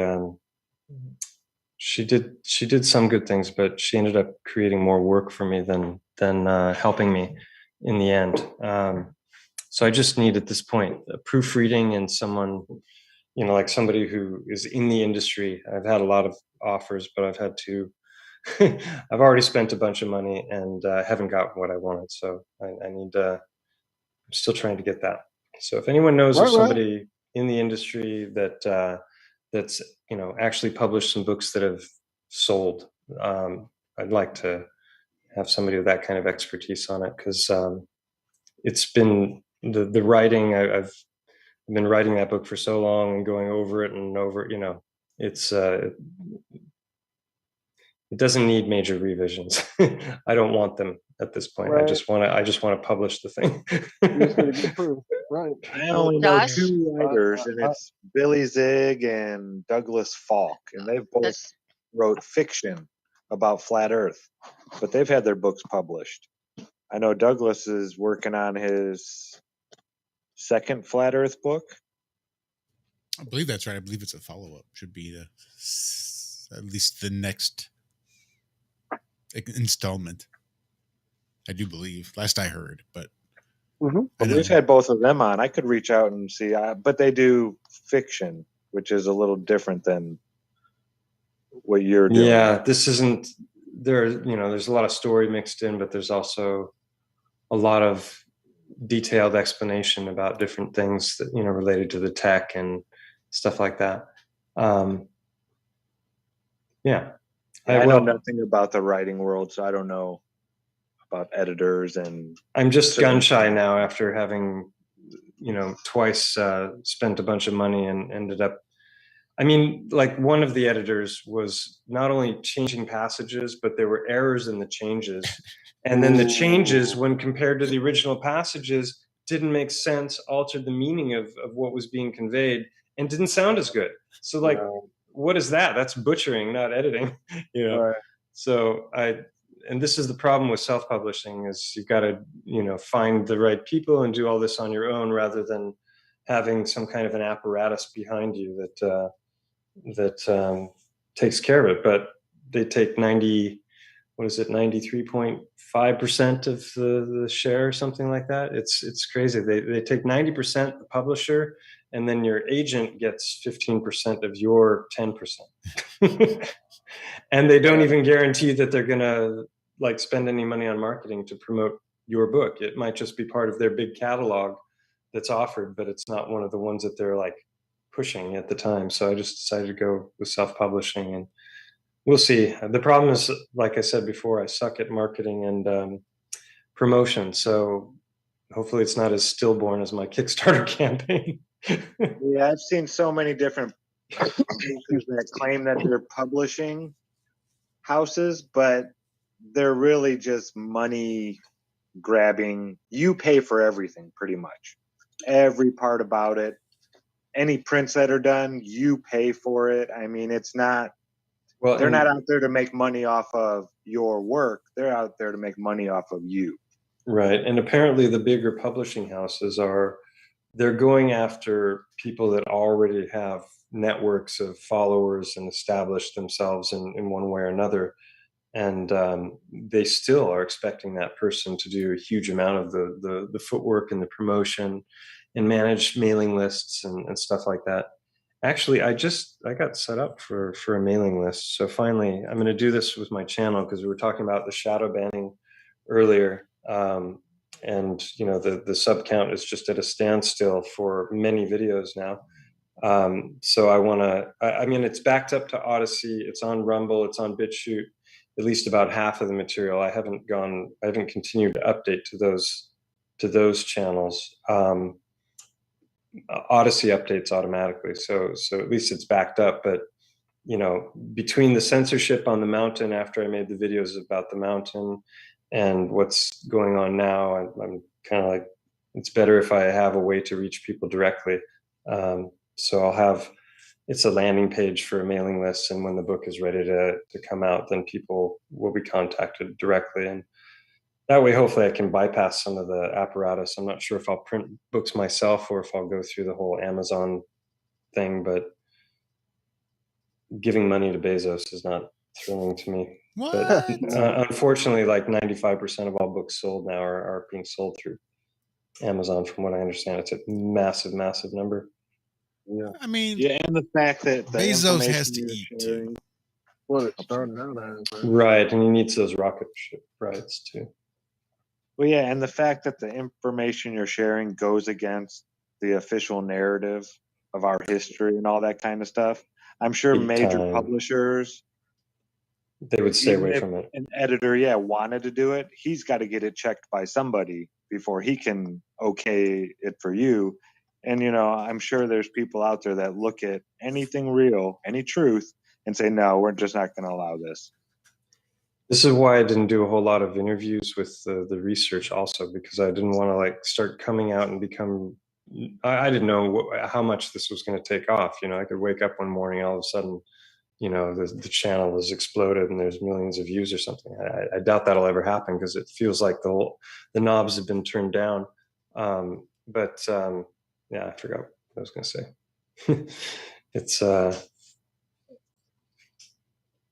no, I was going to say that I never intended to get into this biogeology stuff. This is just kind of something that happened to me, and it really sidetracked other plans that I had, and it's become this obsession and this passion, and my family has suffered as a result, and my economy has suffered as a result. It's definitely not something that's profitable. So my only hope is if there's some kind of a synergy that is built between all of these different bizarre chapters of my life, and then maybe that leads to some book sales, because I've changed country so many times. There ain't no pension to look forward to here. I'm sorry, Mike. That wasn't me laughing at all the suffering you were telling us about, although I did have a chuckle. It was the fact that, the suffering that's involved and the detriments and the hits that you take in your life in general, once you sort of come to these truths and have to sort of accept that you have to put up or shut up. You either talk I'm a about it or be chiropractor better. in a small town, right? There's 35,000 here. It triples. It goes up to 100,000 in the summer, and I'm on a Facebook group here that's got 25,000 people that are all either living here or they have vacation homes here, and it's just like the most brainwashed groups of people that populate this. It's frightening to read the comment sections. So, and my friend Howard, who's an activist, he kept wanting to he's been, promoting the Heartstones and the research I've done on the mountain. His videos have gotten more views than my whole channel. And they're these short little videos that just took off. They're on my channel now. I uploaded them, but, and he was always wanting to go in on this Facebook group. I'm like, no, I don't want to be known as the crazy chiropractor who thinks the earth is flat, the mountain over there was once an elephant, and all the stones on the beach that you're walking on, those are all petrified organs in this guy's world. How batshit crazy does that sound to a normie? Right. Yeah. And so that's why I approached all of this research the way that I did. I definitely do not want to be, put into that box, because I don't see any reason to, so anyway, that's. You're right. There's no reason to. What you're doing is very real. What you're doing is very, very real. It's not paragel. Yeah, it's not. That's the just bizarre looking part and of it. doing It's this. not The just a bizarre part flight of about fancy. it, it's not a flight of fancy. It's not a flight of outskirts or delusion. Even it's very concentrated, very in-depth study. I believe. Oh, sorry, Cam. Oh no, go ahead, Zach. Because again, with the respect you should be getting, go ahead. I was going to say, Plato said it best. You're talking about the masses, and trying to. You can't. Okay, here's his quote: "Those able to see beyond the shadows and lies of their culture will never be understood, let alone believed by the masses." So when you come with these, ideas, possibly truths about our real history and what things really are, most people will look at you like you're crazy. Most people are not going to be able to see the truth like that, And yeah, when you're dealing with a small amount of people like that, and they're your clientele for your business, you don't want to think them thinking you're the crazy guy on the corner on the weekend screaming the earth is flat and the world's ending or anything like that. That's not good for business. So yeah, I agree 100%. Yeah, I'm still not. I mean, I'll talk to about it with my more open-minded patients, and occasionally write down my YouTube address if they seem like they're more aware. A lot of people have been kind of red-pilled over the years, coming to me in a variety of different ways. But I was thinking when you were talking about a concept that I got from Bob, actually, Cami, which I heard on Globebusters, is just this concept of a preponderance of evidence. And that there are these different stages, like you've got a wacky idea, and then you gather a little bit of information, and it's like, okay, maybe there's a remote possibility, and then there's a possibility, and then you get enough, and it's like, wow, that might actually be a probability. And then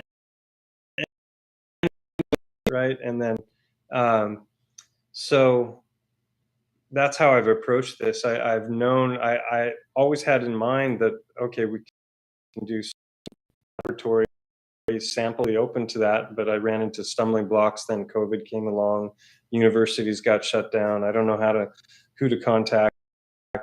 My Spanish, this kind of information is mediocre. I suppose I'm making excuses, but after I sent off the rocks to the laboratory and got back what I got back, I kind of lost my taste for seeking any kind of confirmation from mainstream when it comes to this stuff, because it kind of can't be. If I'm right, then there's so much that has to be wrong. So it's not like there's going to be some magic test that all of a sudden proved me right, and it's going to hit the papers all over the world. Yeah, look at the carbon dating where they found flesh still inside, or bone marrow or something like that inside one of the bones that was supposedly millions of years old. Yeah, this lady who's saying they're claiming they're dinosaur bones, though, so that feeds into the whole dinosaur narrative. And that it's like just kind of pushing you towards Jurassic Park, I feel, where it's like, oh, we found some soft tissue, now we got the DNA, now we can bring the dinosaurs back or something. I don't think it was dinosaur. It was probably some species of giant reptile of some sort or another. She was blacklisted as well. Because she struggled a lot. I wasn't suggesting she was trying to mislead, but yeah, I'm just saying, they'll blackball anything that goes against their official narrative. You're gonna have trouble getting any real test done. Yeah, I suppose I could. Alex's whole approach is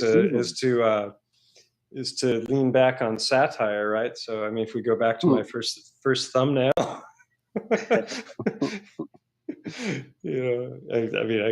I suppose at some point, if I got desperate, I could say I was just trolling, but I'm not. This is the most elaborate troll in history. You worked hard. You're on a long game here, buddy. A long game for sure. A long time. That's right. Like exactly. Well, I had to create my own ology. It was the only thing that made sense after that, right? So now I'm a titanologist and a biogeologist, and whether that, the reason I created the word biogeology was because I started to say this before. Mud fossil theory became so divisive, because not divisive, but it didn't fit with the empirical evidence that I was finding. Right. Like paramineralization surrounded and encased in mud. It doesn't make sense that the body's going to be gone and all the organs are going to be petrified under those circumstances. 0 sense. So that was until you start looking at how things really work in reality. Continue on. Oh, okay. You might know more about this than I do, so I'll have to send some of my rocks to you, Cammy. You would probably know way more about what to do with them.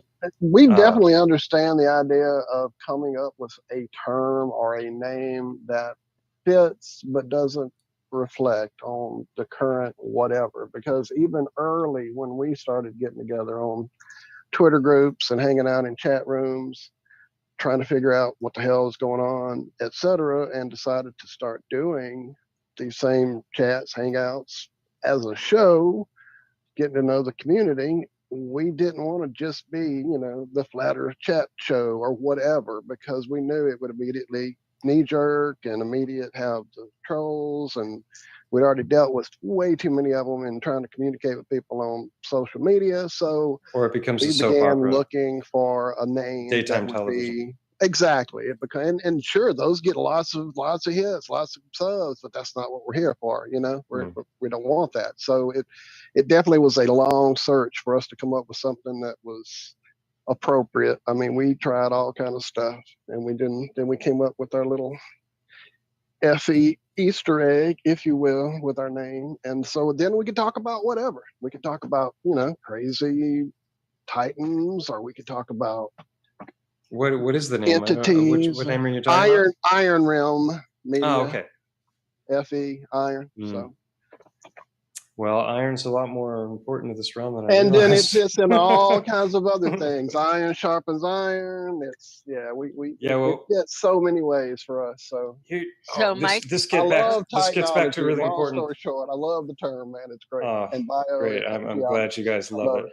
I was going to say one thing about the whole melted buildings crew that I just don't understand, and this is all of the above. They're talking about. There's some like the Baghdad battery, and that the buildings themselves might be actually not just harnessing etheric energies, but storing it. And, there are all these interesting theories, like Yuval Anon had his ideas. But what nobody, if Titans existed, then, and the trees as well, then what were the ancient miners mining? What was the realm built? Where were the stones for the realm coming from? And then if you look at all that red brick, blood. Yeah. So literally, they built the entire world on the blood and bones of the Titans. That's my take on it. And then all the other kind of makes Genesis 6:3 pretty literal. Oh, sorry. Yeah. I've been coming across this Archaics guy who just came out of nowhere with a ton of video, or I guess he's been around for years, but I just discovered him this week because a bunch of people were talking about what he describes as the Phoenix event, and he's got a lot of different takes on history, and the guy is incredibly knowledgeable when he speaks, but he's talking a lot about space. So I wonder how much of what he's saying is accurate. But why did I bring him up? It is getting late for me. Archaics. Oh yeah, the Phoenix event. This, some kind of a plasma event, perhaps, or I don't know what he's describing exactly. But a bunch of people started talking about him on my channel, so I saw an interview with him today that was pretty interesting, and it seems like it dovetails a lot. All of these different subjects, whether it's Tartary or star forts or mud floods or titans or trees, isn't it interesting how they all dovetail and they all work together? Yep, it works rather than some of the it seems like everybody wants to just pick one damn thing and roll with it, and then everybody else is wrong. So, is that shill behavior, or are they just myopic in their view and unable to see a broader picture, Jerry Camp? Calling him out if he ever sees this, because the guy, He But- was a total blathering idiot when he went to my channel. And actually, I met him in Denver, and he approached me, and he was like wide-eyed, and he'd heard about the work that I'd been doing on the mountain. And this was before I'd done a single video. And he came up to me because people had been talking about what I had been talking about, and even though I didn't even have a channel, and he was like frantically wanting to talk to me. And this was when we were all dancing in Goosetown Tavern, and Alex was playing, and and I was just like, I couldn't wait to get away from the guy because he just caught me off totally off guard as I was coming back from the bathroom. And we never had any other contact, in comment threads or anything on after that point. And then he comes out with this hit piece video on how idiotic my mountain was, and it was a joke. He just completely ignored all of my research. He didn't address it. He just claimed it was something based on what he thought it looked like, and rolled with that, and mocked me in the process. So anyway, I just had to get that off my chest. Hey, get it out. We love a good rant here, brother. We love it. I rant every show usually. Yes. Yeah, but I mean, part of the catharsis, part of it. The melted building crew, I just, some of the stuff I haven't been able to go into because they're all coming off as these all-knowing, everything is this, the whole realm is this, and I'm like, okay, well, what about volcanoes, and what about the tree stumps, and what about Hangman 1128's footage, which, by the way, are you all familiar with that channel? I'm not. You should. Wait, that does seem familiar. Channel. Zach, didn't you tell us about that channel? He's the guy that's got he's like what I've done with the mountain and the Titans, he's done with the trees. And we're not talking about the plateau trees. We're talking about, I don't know, places in Colorado. I'm not even sure where he's located, but to me, his footage is undeniable. He's got all the different kinds of ways in which sap petrifies. Yeah, how this he'll show you, like, here's a tree that's in the process of decomposing and rotting. Notice how it breaks off into these pieces, and then he picks up a piece like that, and then he turns, and there'll be like a 50-foot version of the exact same thing behind him.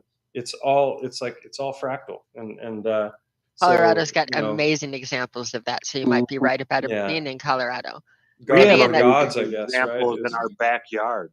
Yeah, actually. I mean, he's showing cypresses and all these different trees that are like 10-mile wide trunks, but it's not sawed off. They're all fragmented. Yeah. Hangman 1028. There was an idea that Josh had about what could have happened. What caused this cataclysmic event?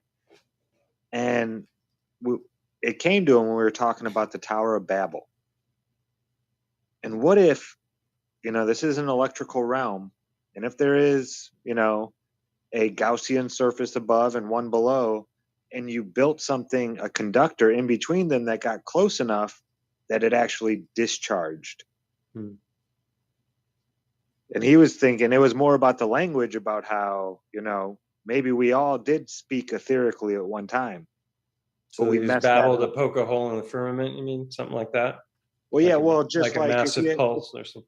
Yeah, well, no, if you have, two surfaces and there's static electricity in between them, if you take your finger and you get closer to that other surface, like the doorknob, you'll get a shock off of it.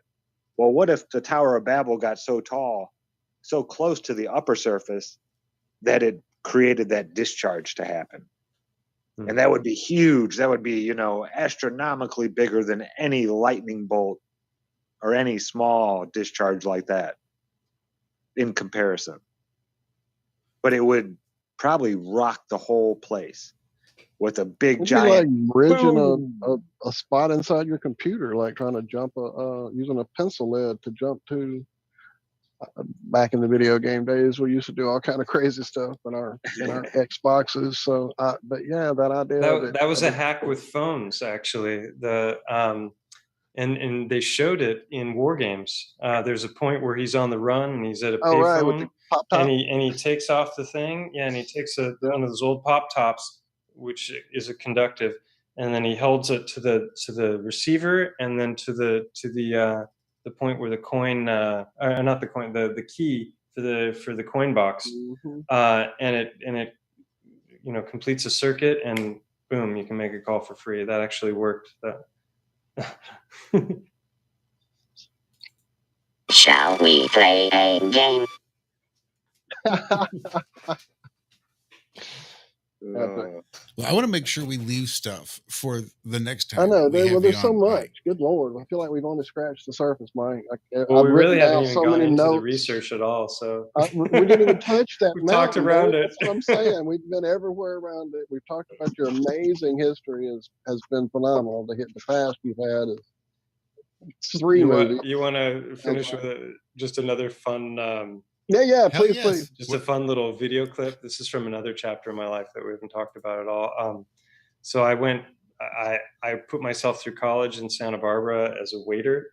I worked at the Biltmore on the water, and I worked as a waiter for 10 years in resort hotel. Also, I was a room service waiter. And then when I was 29, I moved to Europe as an exchange student for my junior year of college to Italy, and I studied in Siena, which was a big walled city, and didn't know anything about the star forts, but it was an amazing place, and that's where I met my partner, the mother of my kids. And then I went from there to Padova, which was another star citadel, and then I lived 2 years in Rome. And then when I moved to Stockholm, another star citadel, Stina's family had a place on an island, and there was a big star fort there. So when I started to get introduced to the whole idea of star forts, it was just like, because I realized I had been in tons of these and never had seen any aerial views. I didn't understand that there was this incredibly complex structure to them and the thickness of the walls, and so that was a big eye opener. But I digress. So then I went back to the U.S. and I finished my degree, which was in Italian cultural studies with a minor in philosophy. So it was a classics degree, essentially. I just wanted to try a bunch of stuff because I had no clue what I wanted to do with my life. I knew I didn't want to be in IT. So then I moved to Rome as an English teacher. Sure enough, I end up in IT again. Because after a year of teaching English, I was so bored. I sent out a bunch of CVs, resumes to all the different American companies that had bigger businesses in Italy, and I ended up getting a call back from IBM, which was unexpected. And I went. They called me in for an interview for a position as a technical writer. They didn't know anything about my hacking past. I didn't tell them about it. My record was expunged, so I didn't, I just, I let that go unsaid in the interviews. And then I worked there for a year and moved to Stockholm and got to Stockholm just right around 9/11. And so I had 2 companies that wanted to hire me. I was going to continue with the tech writing. And right when I got there, the bottom went out of the .com industry, and Boo.com was the first big company to go belly up, and then a whole bunch of companies went down and the stocks crashed, and that was the recession that came just as I got there. That was a few months before 9/11. My daughter was born right around 9/11. So then I was soul searching and trying to decide what to do with my life, and I went back to school to become a chiropractor, and that was 5 years of university in Stockholm in Swedish. I have my master's thesis here. But it's all in Swedish. But if you guys want to run it on Google Translate, you can. Anyway, long story short, one of the guys that was in school with me was this total computer genius, and he had created this software for practice management software for manual therapy clinics, like massage therapists, chiropractors, all of your bookkeeping, your soap notes for all of the stuff about the patient. And he took it way beyond that, and he presented an early version of this to me, and I just was blown away, and he wanted me to join him. And so I co-founded this company with him, which he sold this last year for a big amount of money. So I should have stayed with him because then I'd be set financially. But I left it behind 10 years ago when I moved to Spain, and all of this other stuff wouldn't have happened if I hadn't done that. So it was a good thing. But the name of the company is Clinic Buddy. So if you search on YouTube for Clinic Buddy, it's one word, Clinic Buddy.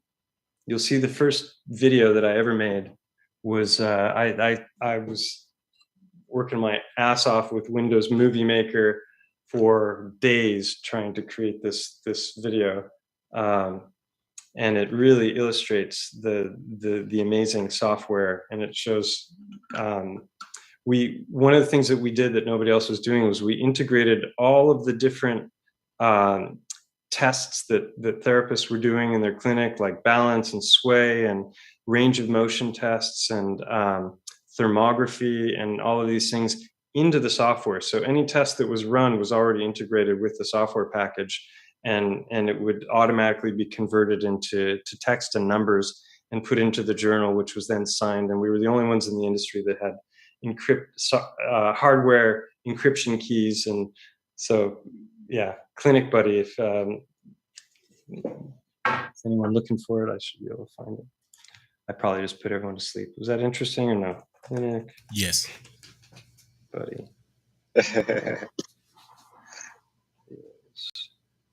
No. No results. Yeah, this was awesome, Mike. This is how we like to at least have the first conversation with people before they bring anything like a presentation or anything like that. Yeah, and you've been, 3.5 hours, man. That's just amazing. The same thing happened with Crow. Crow thought he was going to come and do he's like, all right, I got 45 minutes to an hour. Thought he was going to come and do a presentation. And we just sat around and bullshitted like this the whole time. And he sat here for 3.5 hours too. He's like, I'm going to go get a drink. You know, let's just hang out. Yeah. But yeah, we don't expect you to bring I wish it wasn't almost 4 a.m. because I feel great now, but I'm probably not going to feel good tomorrow. No, tomorrow might be a different story. Might be different.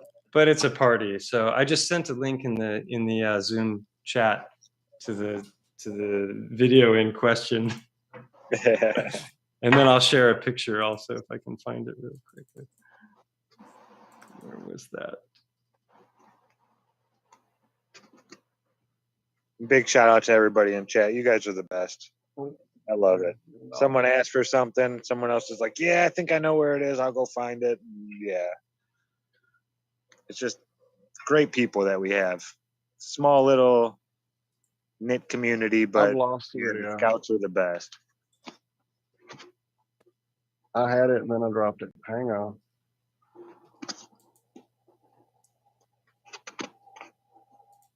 Yeah, and we just scratched the surface. There's so many topics we didn't touch on. Yeah, you seem like a really bright guy. I'd love to just sit and pick your brain for hours.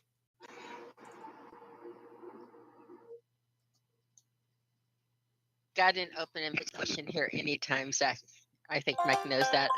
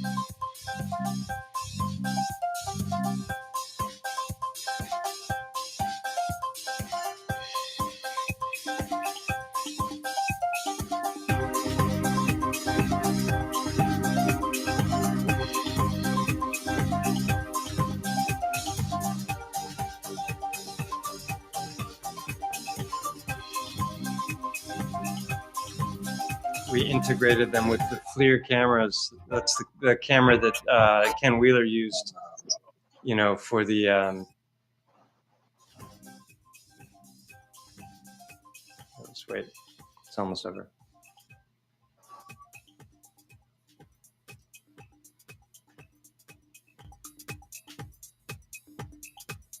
Yeah, it was kind of comprehensive. Imagine that was 12 years ago. We were a bit ahead of our time there.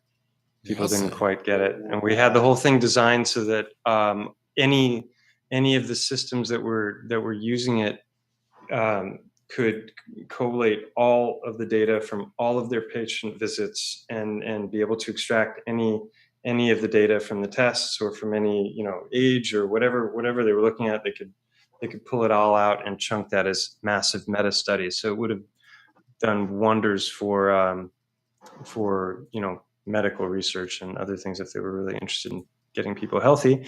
Yeah, exactly. But yeah, the FLIR camera there, that infrared where you could see the color on her back, that was FLIR is a company that makes infrared for the military and sells all over the world, and they're Swedish based. And my colleague Jesper went to them and pitched them, and we ended up getting one of those cameras to use and to integrate with the software. And it's amazing because you could look at somebody's back as a chiropractor and you could see where their pain was before they told you where their pain was. And you know, it's incredible for something like mammography, you know, like for early detection of cancer. Not that the approaches to treating cancer are very safe or effective in my opinion, but you know, there's much better ways of doing it, but they're not accepted by the mainstream. But one of the, you know, the mammogram, they squish the breast and then they radiate the breast. So they're creating all kinds of micro tears in the tissue and then hitting it with radiation. It's like, is that why there's a direct correlation between the number of mammograms a woman has had and breast cancer? Why has that metastasized? Strange. What's It's all over the place cancer? now. Before it was just in one little point, you know? And the interesting thing about those infrared cameras is they can detect tumors at a much faster rate, earlier detection. And the reason is that the tumors have an increased metabolic process, so they're taking up more of the nutrients. And one of the ways that they've proven this is by injecting radioactive sugar into people's bloodstream, and then they do I think it's called a skint, and they basically do an X-ray where they're looking to see where the concentrations of the radioactive material are gathering in the body, and they gather in the places that have the highest metabolic processes, and that's the tumors, right? Because the cells are acting unnaturally and they're growing and they're using more resources than they should, and they're not going into apoptosis when they're supposed to, or at least that's what they tell us about it. But anyway. Yeah, we could talk for hours about the medical industry and, you know, alternative, what do they call them? Holistic? Or they like to demonize anything that isn't in pill form.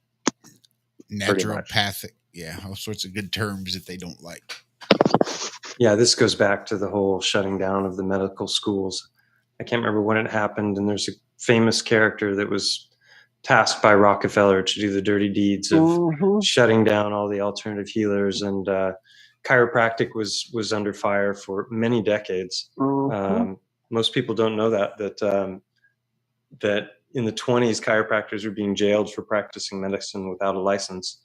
And then when they got out of jail, they just go right back to adjusting again, because they were like, we're not practicing medicine. We're not doing anything you guys do. We don't give drugs.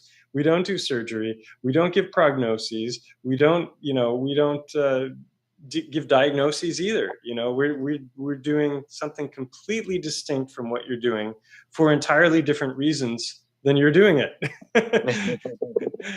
But still, they were jailing the chiropractors, and it was the Spanish flu apparently that saved the profession, because after the flu came and went, they did this massive study to see like what the survival rates were for the different groups and the different hospitals, and apparently the two highest survival rates were among the outdoor hospitals where people were getting fresh air and sunlight.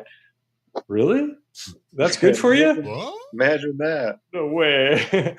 And the chiropractic offices, and the number that came out of that study was a 792% higher survival rate than the hospitals.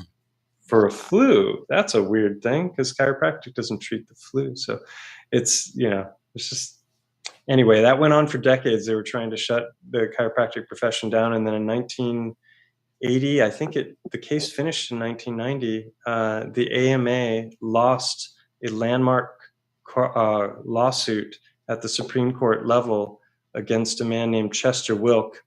And he basically proved that the AMA was engaging in racketeering and had been trying to shut down the chiropractic profession for decades, and doing that by brainwashing all the new students that were coming through medical college and blackballing all medical doctor who was willing to collaborate with chiropractors. That was all proven in a court of law. And the AMA lost. So then they got, sneaky after that. And anyway. how can Started people not see portraying them that they, question that they haven't done this before? I'm sure you're aware of Royal Raymond Rife and his work. And there's still people out there today that use Rife machines to heal people, but they can't claim that that's what they're doing. Yeah. They're experimenting. Or Mechanism versus vitalism, microbe versus terrain, Rife versus chemotherapy and radiation therapy.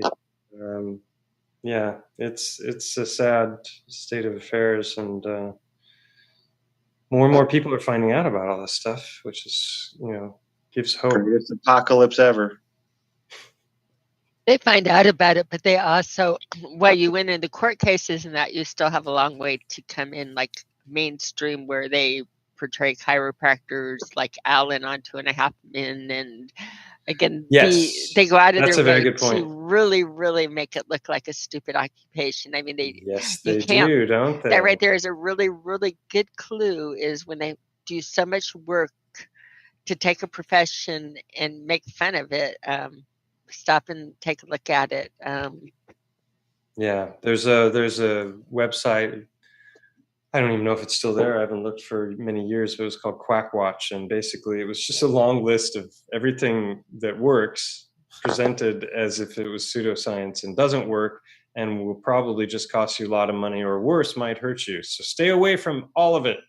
And basically it was anything that wasn't drugs and surgery or physiotherapy, which is the only sanctioned manual therapy in medicine, and most of them don't know a whole lot about what they're doing, unfortunately, because they're all brainwashed by a faulty paradigm. That's what they paid all that money for, to go to that school for so long. How could it be wrong? They got their degree, so they must be experts, right? It costs that much money. It has to be real, right? It has to be. I paid for my Thetan level. You're fucking right. I know what I'm talking about. Look at my big bank account. Look at my furrowed brow. It must be real. Can you not read my signature? They're going so far now as to tell people that they shouldn't. It's not real. It's just a ride. Medical concerns on the internet. You should not research your body or how it works anymore. That's bad. Just listen to what the doctors say. Stop trying to understand how everything in your body works. It's beyond you. It's pretty much what they're saying. Yeah, it's 100% disempowerment. There's never any talk. There was never any talk about health through this whole last 2 years. It was always about case numbers and deaths and what are we going to do and what are we going to force people to do. It's like, hello, what about, sorry, my monitor's about to go off. What about, vitamin D, vitamin C, intravenous, sunlight, dewormers, you name it. It's like there's always all these other options, but no, it's just that. We got to just do that.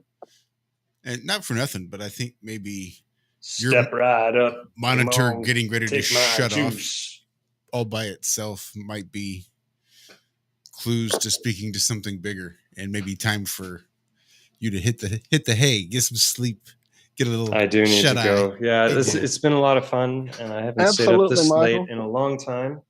Well, I'm glad you did it with us, man. I appreciate the hell out of it. Well, it was fun. I wasn't expecting to be a whole retrospective of my life. This reminds me of a movie I saw with Al Pacino once, where he was a detective and he was in this room where these two people, they're at this crime scene, and he starts talking about all the stuff. He's like, "How do you know all this?" And he's like, "Well, it's like the wonder of me, you know, where it's like when people meet for the first time, and it's like they share every story that they have that's like unique about them, and then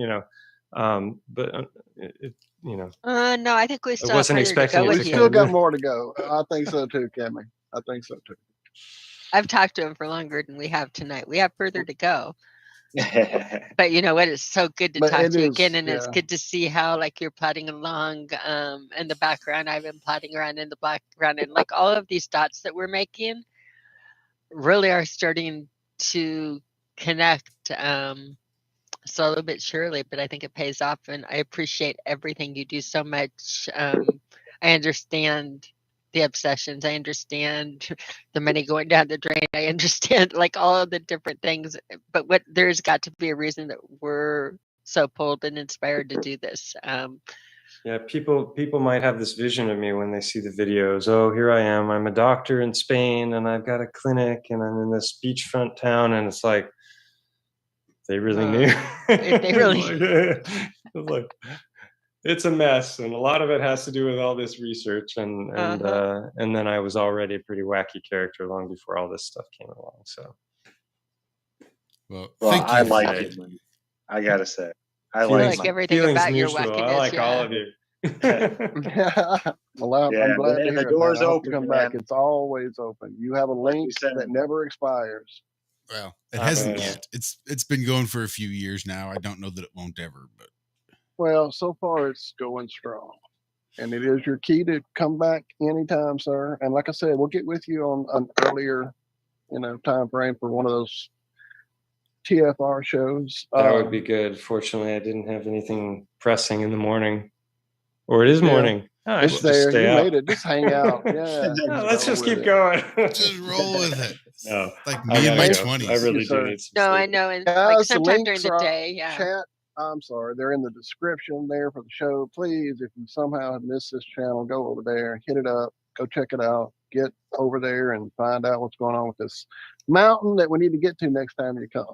But this, yeah, God, for the people who are sitting here, was it? But so this wasn't on Iron Realm Media. This is on another channel. It's on our backup channel. Yeah, we got a strike. What, yesterday? They sent that video. I mean that email yesterday. Maybe you could just send me a link to it. So we will. I like to download this stuff for It's our posterity. backup channel, the Iron Realm Media podcast channel, and Oh. we definitely had so many great people show up and hang out here with us, even though we're kind of doing sorry this we with didn't interact with a the chat lame at all. wing. And that was me too. I'm usually in the chat, throwing questions from the chat, getting questions to the chat, but because I had to change to my phone for the majority of the show, the storm finally let up about 15 minutes ago when you guys saw me pop back up here. So, but yeah, I'm normally more active with the chat and keep it going with them as well. So my apologies. I love you guys. Thank you for being there. And thank you for all those other channels that I wasn't there on, hanging out in the chat there as well. Thank you all for being here. Actually ended up with a bot somewhere on Rockfin, which was interesting. I didn't know that even was a thing. You used to be able to make moderators from the people in chat, but I guess they took that function away. Now you have to add specific emails to make somebody a moderator, which is a pain in a lot of people's posterior. I'm also going to talk to a guy I know that might have some information that could help you out. I don't know that he does, but I'll reach out to him and see what he can find out. As far as the editing, the book, yeah, he's got a few out there. Yeah, I think Nemo made reference earlier that James True might be a. Yeah, that's I didn't hear it, but that was who's been on my mind since that came up was James. So yeah, I'll reach out and see what he can help you find out. So definitely. Then we have Dawn and Dave. It's all written over here in my little pad to the left. I've got it all ready to We had Dawn and David on. They're published. We had That's true. I forgot. That's true. They had a nice book. we had Epic book. Andy Kaufman on. He's published. I Isn't it? have huge respect for Andy Kaufman, and Thomas Cowan as well. I'd love to meet him. We didn't talk about the heart stones at all, or the helical heart, or the Right, discoveries in which would those have led stones. to the And heart map, which I would like to ask about. So yeah, yeah, come there's back, a lot Mike. to cover Come just back. on the Right. hearts. So. Come back, man. Thank you. Will Thank do. you. You're for- doing next Will do. Friday, right? I know. Next Friday, right? Seriously. It's already lined up. No, we'll let you have a break. We'll let you get a weekend of rest. See how long it takes me to recover from Right. this. one. Right. We'll give you at least a Thank week, you, man. and then we'll ask again. But thank you so much. It's been an absolute Awesome. Well, blast. wonderful 4 people. o'clock in the morning. You are so awesome. I hope You're the nobody man. got bored. No, not at all. It was fun, definitely for me, but a lot of it was about me. So everybody likes to talk about themselves, right?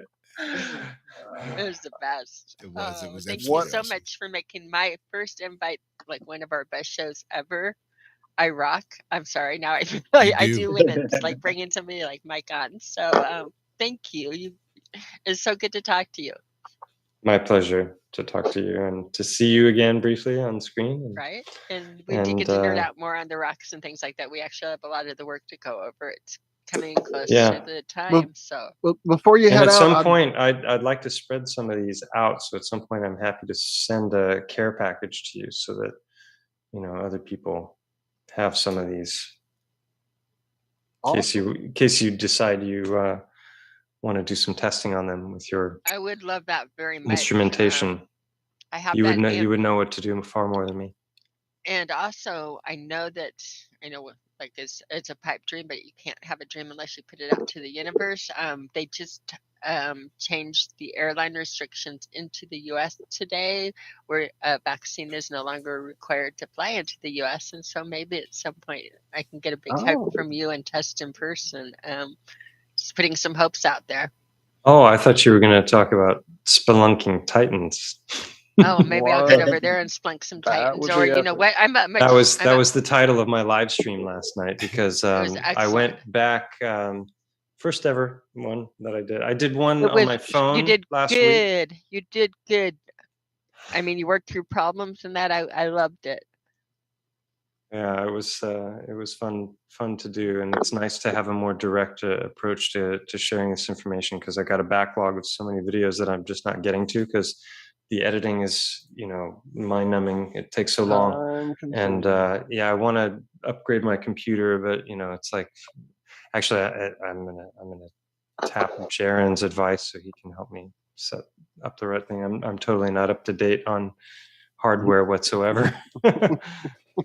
You can give me some Hey, tips. real quick before you head out, Mike, I dropped a link in this Zoom chat to the show on the backup channel. That way you'll be able to get to it. Great, I see it. Thank you.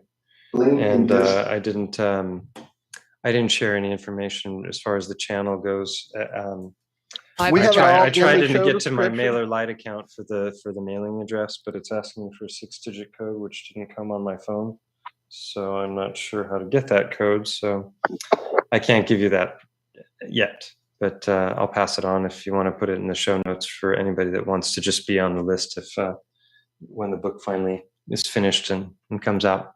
I will say the Kickstarter link should be included in our show descriptions. So yeah, the Kickstarter campaign is done, but it's actually that video that you guys showed is on there and a whole bunch of information about the artwork and it also links to the channel, but the channel is Stellium 7 and it's not hard to find. And I think I For the did time include being. the full I've list. been dropping his chat link in the live show. Say hi to Liz, who's 3 o'clock in the morning there. Liz is in Scotland, but Mike is in Spain, and it's 4 o'clock there. So welcome everybody across the pond in the middle of the night. Thank you so much. We have several people from across the pond that, again, Liz is going to kill us because you're so damn interesting. She can't quit watching. Right. We're going to hear about it because she's also there at the show, in the morning shows. Liz was at the show this morning at 5 o'clock in the morning too. So way to be, Liz. You are the Iron Maiden. She is the Iron Maiden. And technically, on a flat Earth, isn't everybody across the pond? It's just one pond. It's just one big It's all a pond to pond. begin with. That's right. Yeah. Oh, there was something. Hold on. Buddy, I promise. I know. I I was agree, gonna Liz. go. I'm gonna go soon. I promise. No, All I right, have we're gonna all it's say my good cat, night. No, so it's not. Okay, they're this ready this for code me. is not coming in. It's not even coming to my junk mail. So I don't know why it doesn't work. I'll have to look into that. Trying to get it going. All right. Thank you so much, Mike. It's been an absolute pleasure. Thank you, sir. Thank you.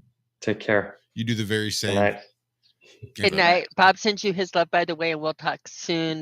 Maybe when we're up and running on Globuster, Sneaky on there too. I know we've been talking a lot about you and your work. So Yeah, we were supposed to do it, and then he got sick. So Yep. it was right at the end of the Kickstarter campaign. So there wasn't any. That was the only rush. But yeah, whenever he would like me on, it'd be an honor to be on Globusters. well, it'd be an honor to have you. Again, what you're doing is really, really amazing, and it means the world. It really does. The world with like truth. Thank you, sir. Sweet Adios. dreams. All right. Ciao. Adios. Thanks again, Mike. See you soon. Thanks everybody else for hanging out. What an awesome show. Thanks, Kimmy. You killed it. Nailed it. Damn it, I did. Nailed it. What was that one show with all the dinosaurs? The dragons. That's what it was. Dragon Tales, I think. Something on PBS. Because the scales, and they would transport the kids, and PBS does. Anyway, I think it's time to get the fuck up out of here. Might be. Love y'all. Love you Thanks, guys. y'all. Always fun. Always a pleasure. Make sure you tune in every Tuesday and Friday morning for Walt, Zach, and I. Hell, maybe even Cammy if Mike shows up for a little bit of That's right. Have-No-Sphere. Yeah. No, it's Ironworks. This is Have-No-Sphere. Tuesday and Friday mornings is the Ironworks. Truth Frequency Radio, TFRlive.com. Anyway, we'll see you guys around. Be good. Be well. We love you. Bye-bye.